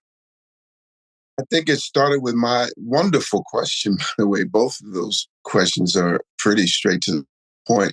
But it started with my life being changed when I never thought there was any other way to live than the way I was living. I was absolutely clueless. So on January 29th, 1965, at about 2:31 in the morning, I came into this world. And as I came into this world, just like you, I had a birth certificate. And on my birth certificate, there's two places for the persons responsible for me, you, and everybody coming here, whether they're married or whatever. In my case, they weren't. But in the top part where it says mother, my mama name there. In the second part where it says father, there's no name there. I know what it's like to walk around with a hole in your soul in the shape of your dad and make all kinds of mistakes. So I felt like one. I was the problem I was trying to solve. I had to figure out how to be me. I had to figure out how to live this life without a blueprint from a man that can tell me who I was supposed to be. Went off to college. My outlet wasn't to try to, be the wealthiest man in the world and all that. My outlet was football. And from football, I actually got good at something and felt like I would belong somewhere. Long story short, I get a scholarship to Penn State. That was the place I go to, far away from everybody, where I couldn't answer my own. I tried to figure out how to answer my own questions, and someone shared the gospel with me. And when I said yes to Jesus, I began my life of learning how to live a new one, which comes through prayer, the word, and all that. So fast forward now to March 12th, 2022, I'm praying like I do, not because I'm a pastor, but because I love Jesus. And I hear two words, right? This is stunning to me because I live in Florida. And I begin to figure out, what does this have to do with me? Found out about Rikers, how notorious and violent it was. And I paused to find out through that quiet moment what next. And it was to go there. So I was literally divinely initiated to go to Rikers Island. And that's where it all began. And once you went there, what was that process like? How did you decide what exactly you were going to do with these young men and how you were going to work with them. And if you can, tell us about what the Fatherless No More initiative means. Well, first off, the Fatherless No More, a message that gives people a chance to know who they are when they know who the Father is. And it's to give people an introduction into a freedom through a relationship with the Heavenly Father through faith in Jesus Christ that you can't find anywhere else. So how I got there, and I'm not just using hyperbole, a whole bunch of miracles happened along the way. And when we landed on Rikers Island, there was a lot had to happen, including me talking to my wife, my kids, to me talking to my church, just submitting this to everyone. And along the way, not having any barriers that said, don't do it. And so this was a request that I submitted to the New York City Department of Corrections, the then commissioner, and all these different people. They kept telling me yes. I'm kind of waiting for a no, somebody to say, hey, man, you crazy. Because what my request was, can I live on the island? I actually requested to live on the island, and they kept saying yes. Back at home, I have 2 instructional designers at my church that I pastor, very intelligent men. And I knew the call wasn't to go in and just start a Bible study. The call was to go in there to respond to the needs that we all have. And there are 3 basic needs amidst all the others. And that's the need to know to whom do you belong, what to believe, how to behave. My goal wasn't to affect their behavior or to try to change their belief. It was to love them into believing and trusting that they belonged to me while I was there in the room. Some of these young men never had a man that looked like me or you, Van. Come visit them. So by being consistent, I would spend 10 plus hours a day in the jail doing all kinds of stuff. The instructional designers built a curriculum for a 5-month runway that would actually allow us to dignify their humanity, engage them in that way. So as they begin to build trust through activities and eating together and physical fitness and games, like all kinds, I've just lived there. There came a place and a time where they actually now wanted to know what to believe. And when I shared with them the things that have been shared with me that took me from a fatherless little boy being fatherless no more. At the time, my book was being written, which is now completed. It was year 4 of 6 to actually finish the book. So I was on year 4, and your father put it in my heart. Go put, and I'm paraphrasing, go put in action on Rikers Island what you're writing in this book, pretty much. Put it to the test with those who were called the pens.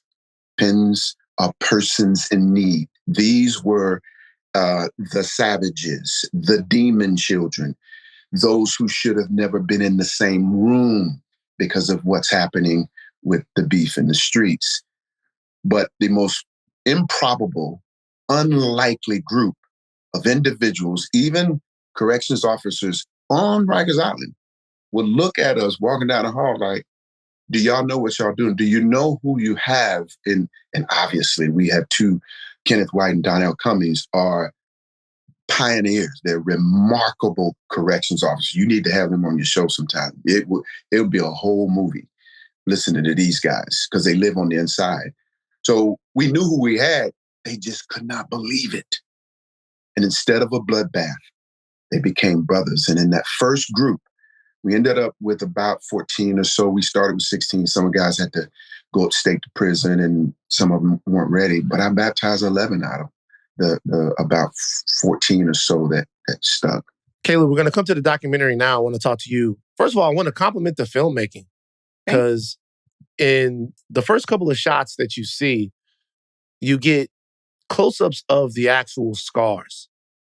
And it's a very subtle but devastating tactic because these faces are so young. I'm 45. I'm looking on the faces of these young men. They got puffy cheeks.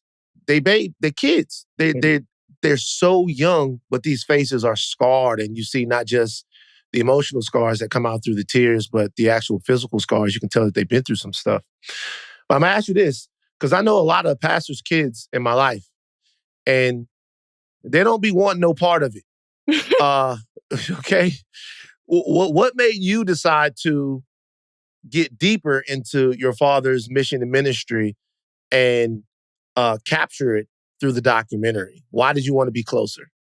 That is a hilarious question, because I feel like when you hear PK, it's one end of the spectrum. Either you're a big weirdo or you're off. Yeah, And right. I think it's interesting. This goes along with me and my siblings. I feel like my parents instilled in us, obviously in the way that you should go, but really encourage us to know Jesus for yourself. Mm. And there was a period in my life, I would say around 2012, I was a senior in college. And I went to my dad and I was like, I don't know if I believe in this Jesus stuff and this God stuff. Like, you go to college, your mind opens up and you're learning the world and all this. And he didn't freak out. He wasn't like, no, you should do this. He simply just, hey, can I give you a book to read? Or can I show you this? And More Than a Carpenter, forgot who the author was, but I read More Than a Carpenter, and that changed my whole perspective. Just to answer your question about just being a PK and wanting to, learn more about who God is, who Jesus is. And so that kind of radically shaped my life in a way that, okay, I want to know Jesus for myself. And in that, this ministry that we built has really become like a family thing. And so when my dad came to us with, hey, God called me to Rikers, it wasn't a shock to any of us because he's done a lot of nutty things in my mind. Like he's walked the state of Florida and he started this, I guess it's an initiative called He Got Up, where he basically gathered all of the homeless people or unhoused people in Central Florida to give them services from showers to haircuts to legal services. He gathered them at Camping World Stadium downtown, bussed them all in, just so, they can feel human again. That's a trend with him. So when he sat us down and was like, hey, God called me to Rikers, I think he was expecting us to be like, and we're like, all right, okay, when do you leave? Like, see ya. And I do remember the day that he called me about the prayer. He was like, hey, I got this word. He didn't tell me what it was, but he was like, I want you to pray and just see if it aligns. And so when I prayed, I heard documentary, but it's not kind of like out of the scope. I had been, filmmaking.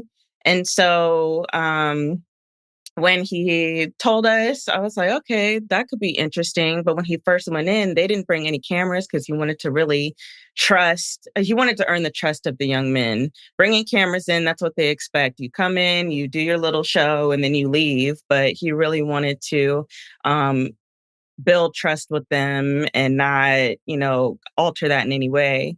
So a year and a half into it, another production company actually approached him about doing something. And my mom, shout out to her, was like, Kayla needs to be doing that.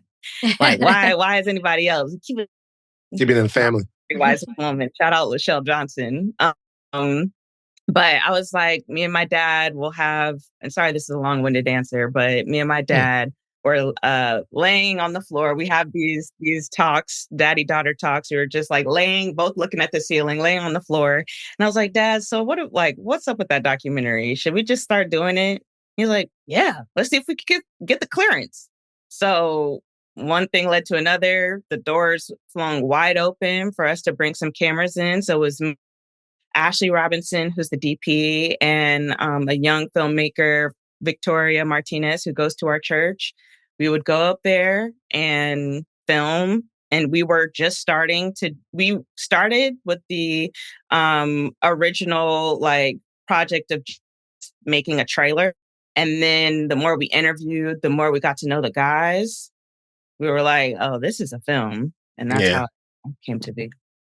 It's you say that you weren't surprised that your dad had this idea because you're just used to him doing things. But I would imagine that once you guys started working together and it became even bigger than what you thought, I'm close with my dad too. And I've actually thought about working with my dad, and maybe not in this way, but in another way, maybe like writing a book. And it just makes me wonder, like, what did you learn about your dad maybe that you didn't know? There were certain things that you expected, but as you went along this journey with him, what are maybe some things that you learned about your dad as you were directing him in this film? Yeah, also a great question. I feel like I learned just more about his humanity and just his love for people. Like, obviously growing up with my dad, I know he loves people, but I didn't understand the depth of it until I saw him with those guys. And I feel like a lot of people think it's like he puts on, because some people will be skeptical, like, yo, daddy ain't really like this. I'm like, yes, he is. Almost to the point where we're like, man, are you real? Like, what is going on? But I just got to see a deeper, like, I got a deeper understanding of who he is as a lover of Jesus, but really just his heart for people, no matter where they are in life. And then also his story. Like, I've heard stories of him growing up and not having a dad, and you get kind of the gist, but reading his book, I'm like, oh my gosh, do I know this man? Reading his book was really a wild experience for me, just knowing that he had a life before being my dad.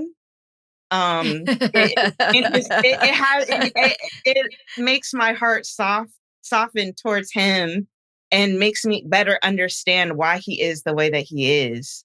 So it was a beautiful experience to just get to know him on that level. And I tell people all the time, I'm like, I feel like we became like real best friends, because we're going to these prisons, we're in these jails, and we're talking about, hey, okay, are you going to Corey's court date today? And okay, what's going on with this dude? And it's just, I don't know, I feel like we can relate on a whole new level now. But it was very interesting, but very fun experience. So my last question is for the both of you guys. Fatherless No More is the name of the documentary, and it's very powerful. But I want to ask you something directly about the young men. It's going to be a long-winded question, and you can give long-winded questions and answers. This is a podcast, so we can do, So you get the stories of all of these different brothers. Like I said, they look so young, and I think of tales and people that I've heard of in Rikers before this. I think about if you would have been around for Khalif Browder. I think about other things and other people that I know that have personally been to Rikers, and the Gladiator Academy that Rikers is known as and actually is, the reputation that it has. And for there to be any type of softness or spirituality or outlet inside of there, what a blessing that is for those young men. But there's one part at the beginning, and they're walking in, and you're grabbing them by their faces, and you're talking to them. And I'm not gonna lie, even I was like, whoa.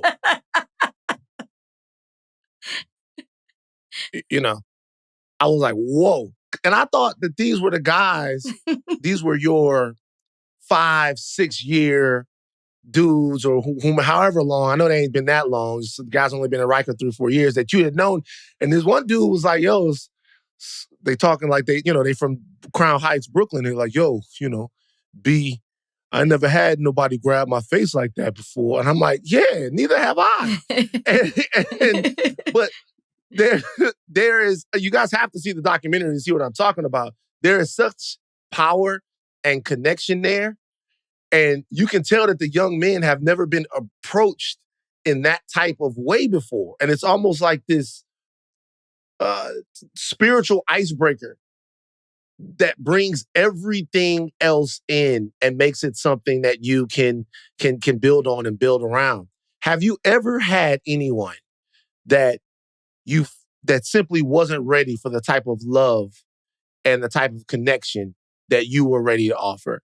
Has there ever been anyone that was like, and they rebelled against it because they're not used to displaying that type of vulnerability? Yes and no. Yes, all of them were not ready. or none of them were ready. But none of them rebelled. Mm. In fact, the guys who've known me for a bit of time now, they won't even tell the new guys, because we're constantly getting new guys as guys are released to home or sentenced to prison. It's just continued. This is our third year, June 13th. So they don't even tell them. But when they come in and I look them in their eyes and I grab their face, they have no idea what to do. They're those guys. You feel the pullback because it's so outrageously disruptive, but all of them look forward to it. Mm. Once they have that encounter. So you got to think about this, Van and Rachel. This is what we were created for. And I'll tell you why. In Genesis chapter 1, when all of us in Adam, the federal head of all of humanity, were a piece of dirt called the dust of the earth. How did we even come alive? Except the Father grabbed Adam's face and breathed into his nostrils the breath of life. So all we do is live until we have life from the giver of life. And he is love. God is love. So I feel like I can represent the closest version of expressing love without performance, without having to meet conditions, qualifications. Adam didn't, he was just lay on the ground. And most of the time we want to perform for hours. We want to have the applause and the YouTube and the TikTok. We want to have all the IG likes. We want to have all of these measures of who we are by the affirmations and acceptance of people. I don't know them. They don't know me. Never met before. And when I grab them, I tell them, I say their name because their names are usually associated with condemnation, convictions, allegations, damnation, and unfortunate. So I say their name and then I say, I love you. I see you.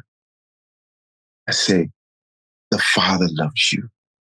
The Father sees you. Because I'm not there to focus on where they've been. I'm there to focus on where they can go.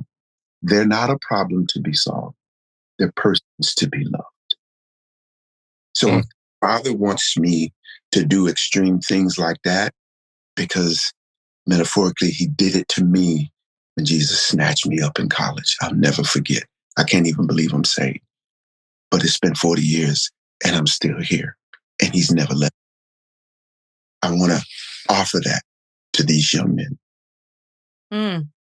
I'm so glad that you decided not to be a judge and to do this. I saw that was that originally that's what you thought you were going to do. And not to my dad's a judge, not shading judges. I'm just saying what you're doing and the work you're doing is amazing. It's beautiful. I'm so excited for everybody to see this film.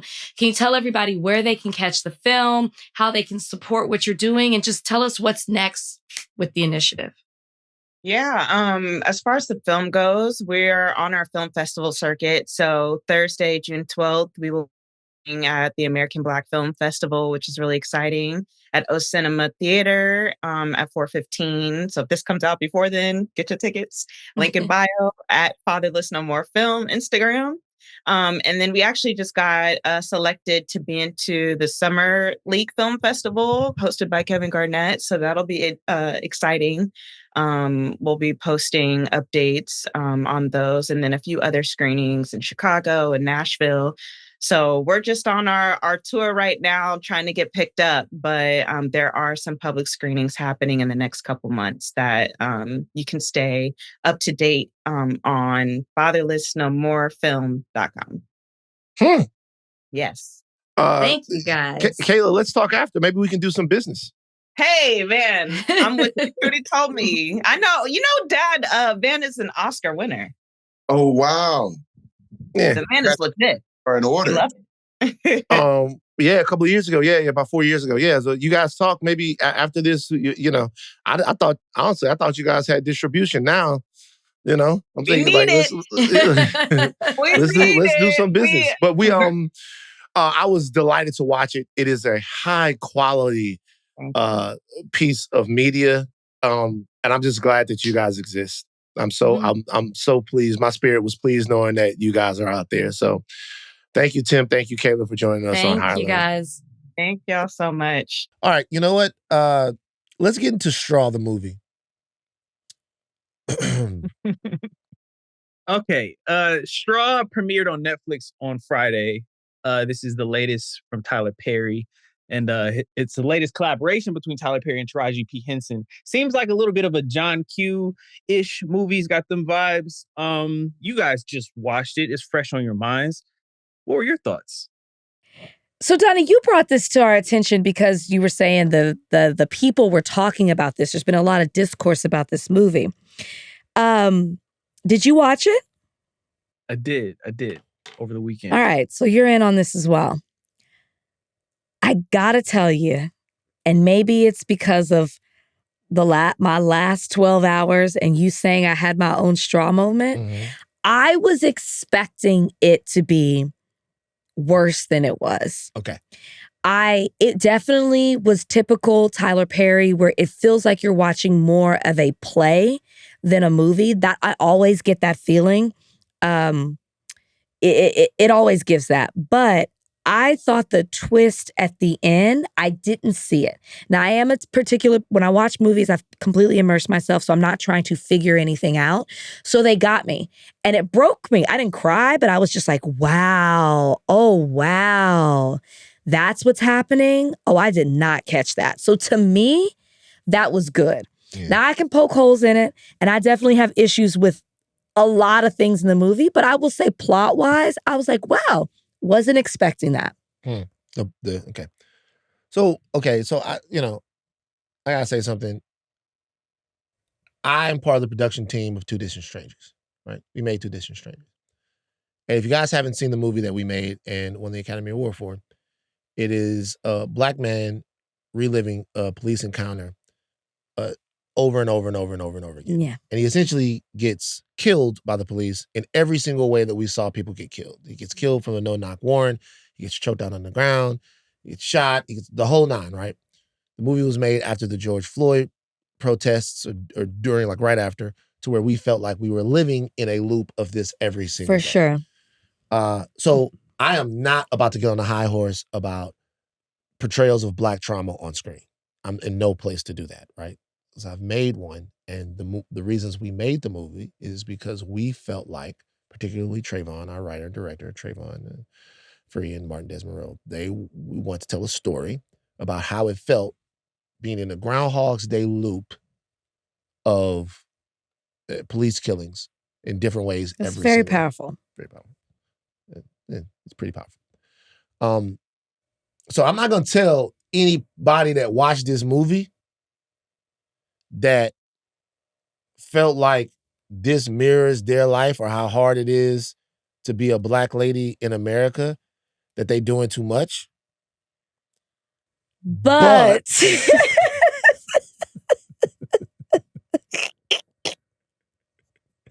this fucking movie is doing too much, man. As Tyler Perry movies do. It is. I'm not going to tell, look, I get it.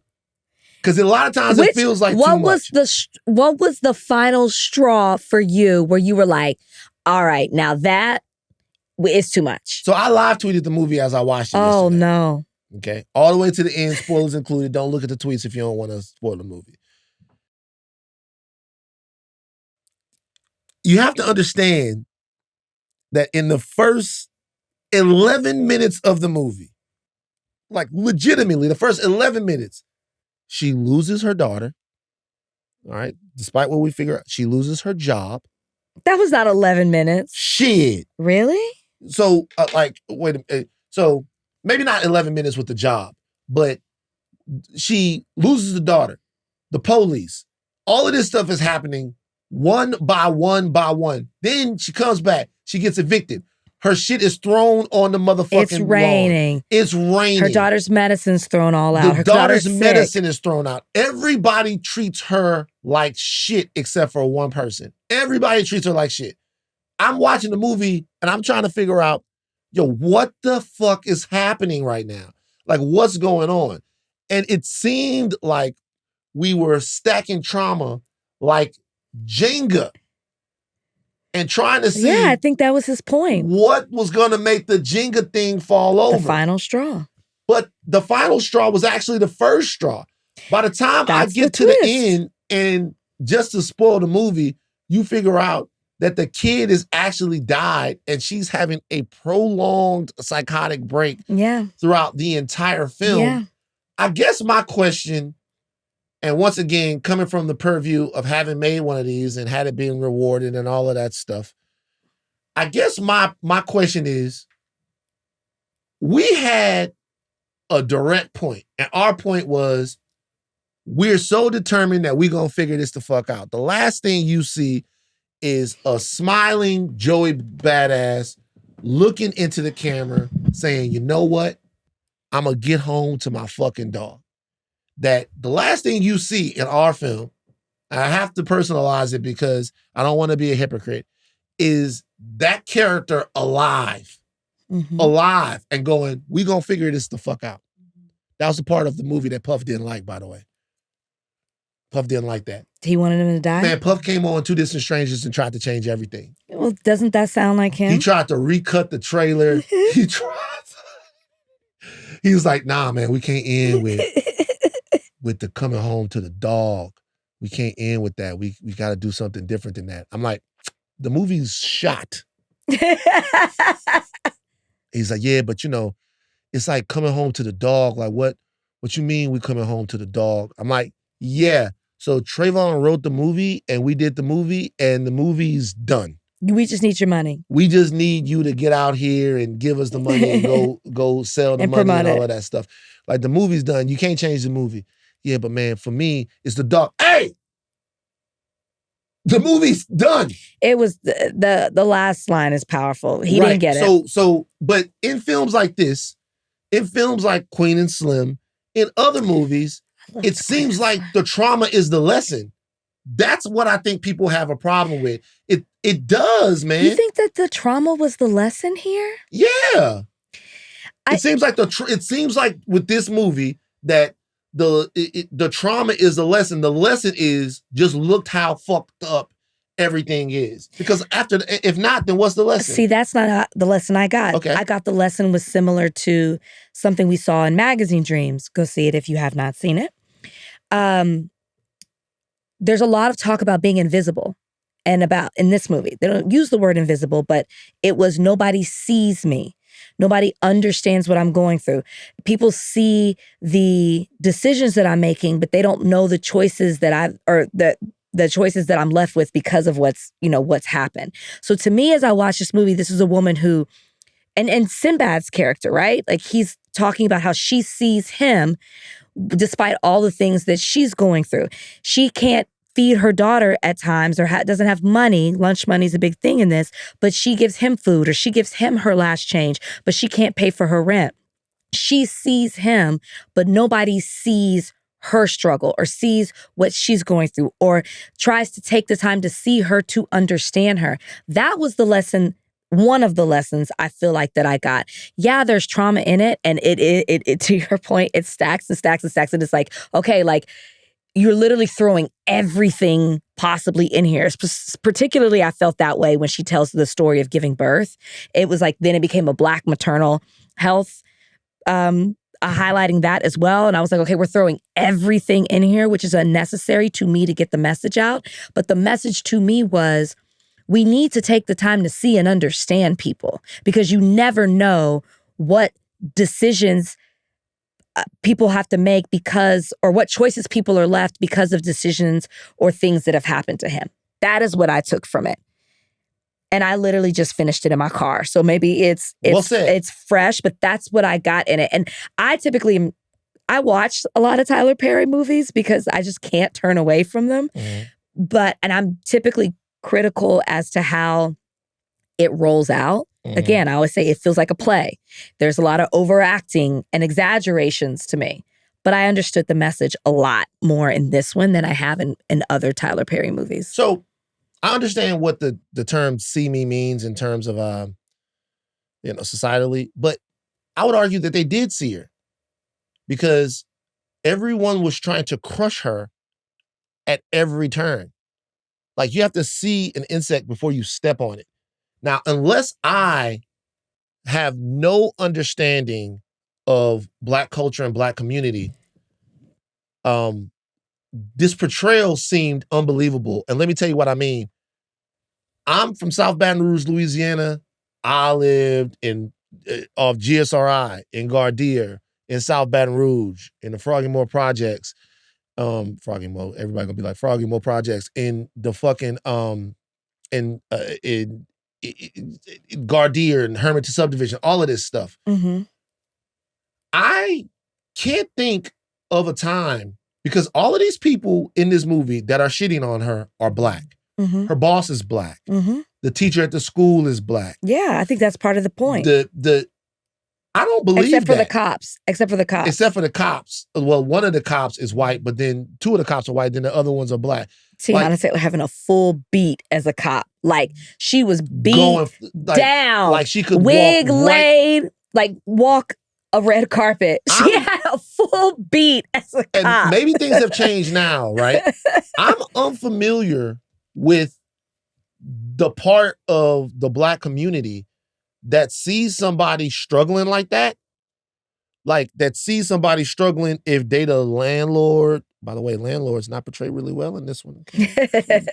That sees somebody struggling if they the landlord. That sees somebody struggling if they the boss. That sees somebody struggling if they the Black people at the bank. That sees somebody struggling that sees somebody struggling like that and just treats them like fucking hammered shit the entire time. But that's the point. But I think that's unrealistic. It was half and half, because you can point out other people, the friend who worked with her, Sherry Shepherd's character, the old woman who's sitting in the bank, Tiana Taylor, the police chief. It was half Black people, I would argue, that weren't supporting and being understanding, and half that were. And I do think that is a reality. See, but to me, all of those people that you're talking about, I get it. Those aren't the people that she shared her community with. Those are people that came in when she was already imperiled and were like, look at how bad this situation is. I'm talking about the people, and look, I could be wrong. I'm talking about the people, man, how I grew up and how I came up, and I don't know how it is. It was like, hey, when you get home, I'm not going to be home. Right. Go to Linda's house. Right. Linda got something to eat for you. Like, then my mama would fry up donuts for Miss Linda, give them to Miss Linda. Like, we relied on each other and we helped each other. Actually, we were the only group of people that saw each other. We were the only group of people that cared that there was a single mother down the street and that her son didn't have no clothes, her baby didn't have no shoes. Nobody else cared except for us. We were the only ones that cared. And to watch this movie where this woman's entire community, because we say that they didn't see her, but they did see her. They wanted to fuck over her. They thought she was a piece of shit. They like they send the girl to school. She done fell down, and the woman want to take this kid from the lady rather than not to help out.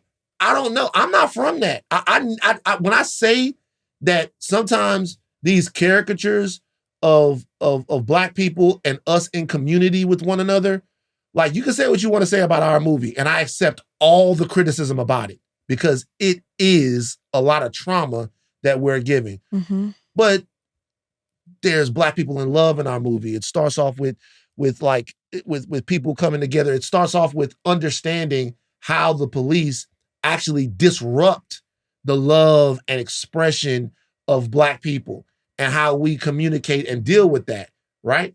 But like, I'm looking at this movie and I'm like, I don't recognize the Black community that I see with everybody trying. I don't recognize We'll that. agree to disagree because there were moments, I think yours maybe had a bigger role, but there were moments just as how Taraji was able to connect with Tiana Taylor's character because they had a shared experience. She was able to understand her in a way that the white FBI guy couldn't do that. There were certain moments like that, like Sherry Shepherd, understanding her, because she had seen her come into the bank, or her talking to Sherry Shepherd about why you took this job and how you wanted to make a difference in the community. You have key moments. The black woman, older black woman saying, speaking life into her. There are moments in there. I understand what you're saying, but I still saw more of what you didn't see as far as like community with black people. But, agree to disagree.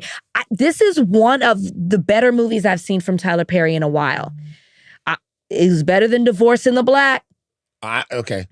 I watched the movie, and I'm gonna be honest with you.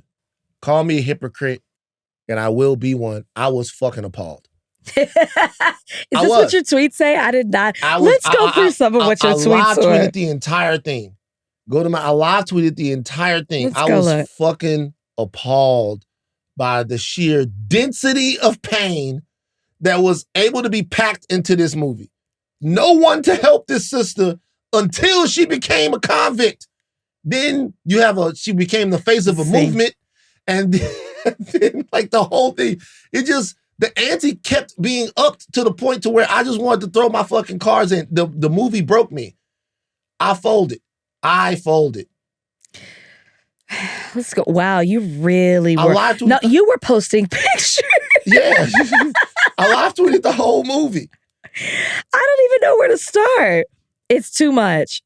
Okay, here we go. Yeah. First tweet.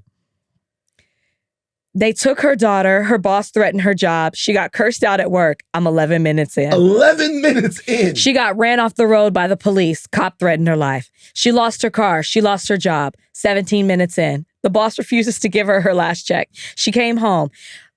Spoiler alert, her murdering the boss was a bit much. Yeah. She killed 2 people. Okay, you guys know. One self-defense. She killed 2 people. But the other one she killed cold-blooded. Because he snitched. Because he was trying to tell. But I love me some Glenn Turman. But that was rough. That was a rough watch. Yeah. He was vicious. All right. She killed her boss after killing her robber. She's 2 bodies in. She's Queen Vaughn now. Queen Vaughn. She killed 2 people in the movie. Tessa, just cash the fucking check. Tessa, cash the check. Cash the check. Just cash the check. Then we get to the point. By the time I got to the end and the baby had been gone, you guys, I'm just spoiling the movie. They broke me. It was too much trauma. She somehow went live. It was the incompetence of the police chief. Went live. It was the incompetence of the police chief for me. Yeah. And he wondered why the FBI had to step in. It was like he couldn't understand it. He was like, hey, how we get that feed inside? Clearly they're on somebody's live. He was like, wait, what's going on? Who's the cop? What's happening? I don't understand. Tiana Taylor had more knowledge, police experience than the police chief. He was incompetent. That was getting on my nerves. So I guess my thing is this. We have these broad conversations of black trauma in film. Trauma is a part of movie going. Trauma is a part of movie making. The bomb. The bomb was not a bomb. See, that's where it gets into the play stuff. The bomb was not a bomb. It was a science project. Somehow her kid made a science project that looked exactly like a fucking bomb, and everybody in the bank thought that it was a bomb. A grassroots protest movement has begun outside of the bank, led by Sinbad. It has. That's what happened in the movie. Led by Sinbad. It's a grassroots. You gotta see who Sinbad is in the movie. A grassroots protest movement starts happening outside of the bank. People come down to the bank because she went live. This is the same movie I was talking about before, by the way. Yeah. I'm just saying. It's so dense with pain. It's one of the more dense pain movies that I've seen. Right? Okay, we gotta cover the next. We gotta do a live thing with the next Tyler Perry movie. I'm into it. We gotta do one. Well acted. Because this is funny. Well acted. Taraji's in her bag, but I get it. We have to put trauma. I'm not trying to be the trauma police, but it's gotta be for a reason. So when this movie ends and it just goes off. I mean, what else could it do? There was nowhere else to go. That's kind of masturbatory. That's a little bit like, that's kind of masturbatory. There was no other way for it to end. I mean, there are ways, but Maybe they're setting it up for a part 2. Straw 2? She breaks out of jail. Now She that's gets some out of jail. That's some The last Straw bar. 2. Straw 2, the last bar. She gets out. Or maybe Imprisoned in black, because he's doing all of that stuff. Yeah. Beauty in black, divorce in the black. I gotta know what happens. In prison in the black. I gotta know what happens to her. To be honest with you, I'm invested. By the time the movie was over, I'm like, and then Sherry Shepherd knew that the kid was. People were upset about that. People were mad that Sherry promised to take care of her daughter, but knew her daughter was dead. Because it doesn't make any fucking sense. Well, what was she supposed to do? She was supposed to. Honey, she would have lost it. She had a psychotic break. You know what Sherry could have done? What? She could have let her go to the front of the line to cash the check when she. She you saw actually how mean don't those matter. people were. They Yeah. actually don't matter because Tessa wasn't going to cash it. No, it don't matter. That doesn't even matter because the kid was already dead. You're right. None of that matters. Nothing even matters. Nothing even mattered because nothing could happen because the kid was already dead. Come on, catch it. The kid was already dead, so it really don't even fucking matter whatever they could have done. No one could have helped her. She was fucked from the beginning. The movie should have been 5 minutes long. There was nothing she could have done. So everybody that was being mean to her, that was all for no reason. Y'all got to see the movie. You actually learning homework. It's #1 right now on Netflix, so people are into it. We're talking about it. It's been out for 3 days. Tyler Perry does it again. Tyler Perry strikes again. Y'all on the Reddit, y'all can talk about everything else. I need a long Reddit thread on Strike. Everybody is higher learning homework. Everybody go watch the movie. Go support the movie. Fuck it. Maybe I'm wrong. Because as a black woman, you felt seen from the movie? That's what you I didn't say that. I said I'm telling you what the lesson was. It wasn't black trauma. The lesson was that. Yeah. Did I feel seen? In no way could I relate, despite the troubles that I talked about at the top. In no way could I relate to Taraji. Yeah. All right, we're about to get out of here. I do want to say one thing before we leave. Except somebody wanted money from me.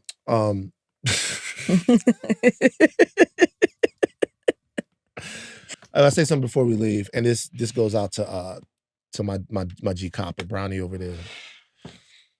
Copper, I fuck with you. Copper the dog, I fuck with you. I gotta tell you something though. You picked the wrong fight. So we was at Louisiana Tech back in the day. It's me, Ryan, and this little guy we called the Cricket. Jiminy. I forgot why we called him the Cricket, but. So freshman year at Tech, we'd all just hang out and do whatever. But then sophomore year at Tech, we had people that wanted to be down with us. And the Cricket was one of Ryan had these little niggas that really looked up to him. Okay, that's nice. And the Cricket was one of them that just took a liking to Ryan and would just be around. So at first, the Cricket was cool. He's from New Orleans. He come around, he hang out, whatever. Then the relationship between the Cricket and Ryan started to get fraught. Okay. Because the Cricket couldn't really keep up. Ryan was doing his thing at Tech. He was a social butterfly. And if you couldn't really keep up, if girls didn't really like you, whatever, maybe people start to diss you, you couldn't play basketball. Like, these are all the things that mattered sophomore year at Tech. Could you hoop? There's girls around, all of that stuff. All right. And the Cricket starts to go bad. And I remember one time we were all together and the Cricket and Ryan were getting into it. And the Cricket said, it was very funny because it came out of nowhere as a little guy. And he was like, you know what? Hoes that talk shit get their issue. Get the what? Get their issue. You never heard the term get your issue? Mm-mm. You get your issue when you're playing with me, you understand? Oh, is that what he says? When Juvenile says you get your issue, that means you get fucked up. In Louisiana, we say get your issue, you get your issue. But that boy got his issue, right? So he said to Ryan, he said, hoes that talk shit, they get their issue. We laughed because we like, nigga, what you gonna, you know what I'm saying? We laughed, but the Cricket was mad. That's what happened to Copper. Hoes that talk shit get their issue. So that's what the skunk said to. That's what the skunk said to I don't Copper. like that. That's what happened. Copper, if you gonna attack the skunk, remember, the skunk is on his own. Nobody takes care of the skunk. So the skunk don't get no kibble. The skunk don't get no type of shelter. The skunk is out there wild. So the skunk is ready. Bozeman would have never approached that skunk. He would have been on the other side of the yard. But Copper took his ass over there and talked shit. And you know what happened? Say it. That's what every time I close my eyes, I see that. So Copper, man, I know you get a lot of credit for being, the more protector. Of a street of a dog than Wozeley Wabbit and some of the other dogs. Godiva, shout out Godiva. You get more credit, but that's amongst domesticated dogs. We don't want you attacking no fucking coyote, no skunk. Yeah, he's been domesticated. I've seen him run after a raccoon too. I opened my back door one time. There's a raccoon right there. I didn't even see it. Copper took off running. I was shocked because I know raccoons fight back. I was more shocked at this one, at the smarts this one had. Yeah. He was nowhere near it. He said, but you know how he is. He's all talk. He said, I know better. Because both my dogs come from the streets. My daddy used to Copper's been inside too long. My daddy used to look at a guy and be like, yeah, he tough when it's time to be. But nobody wanted to be tough when it ain't time to be tough. When it ain't time to be tough, that's when you're supposed to be. That nigga tough when it's time to be. Puff up like that, get puffed up, all of that. But when it ain't time to be tough, when it's time to handle business, we'll see who's really tough.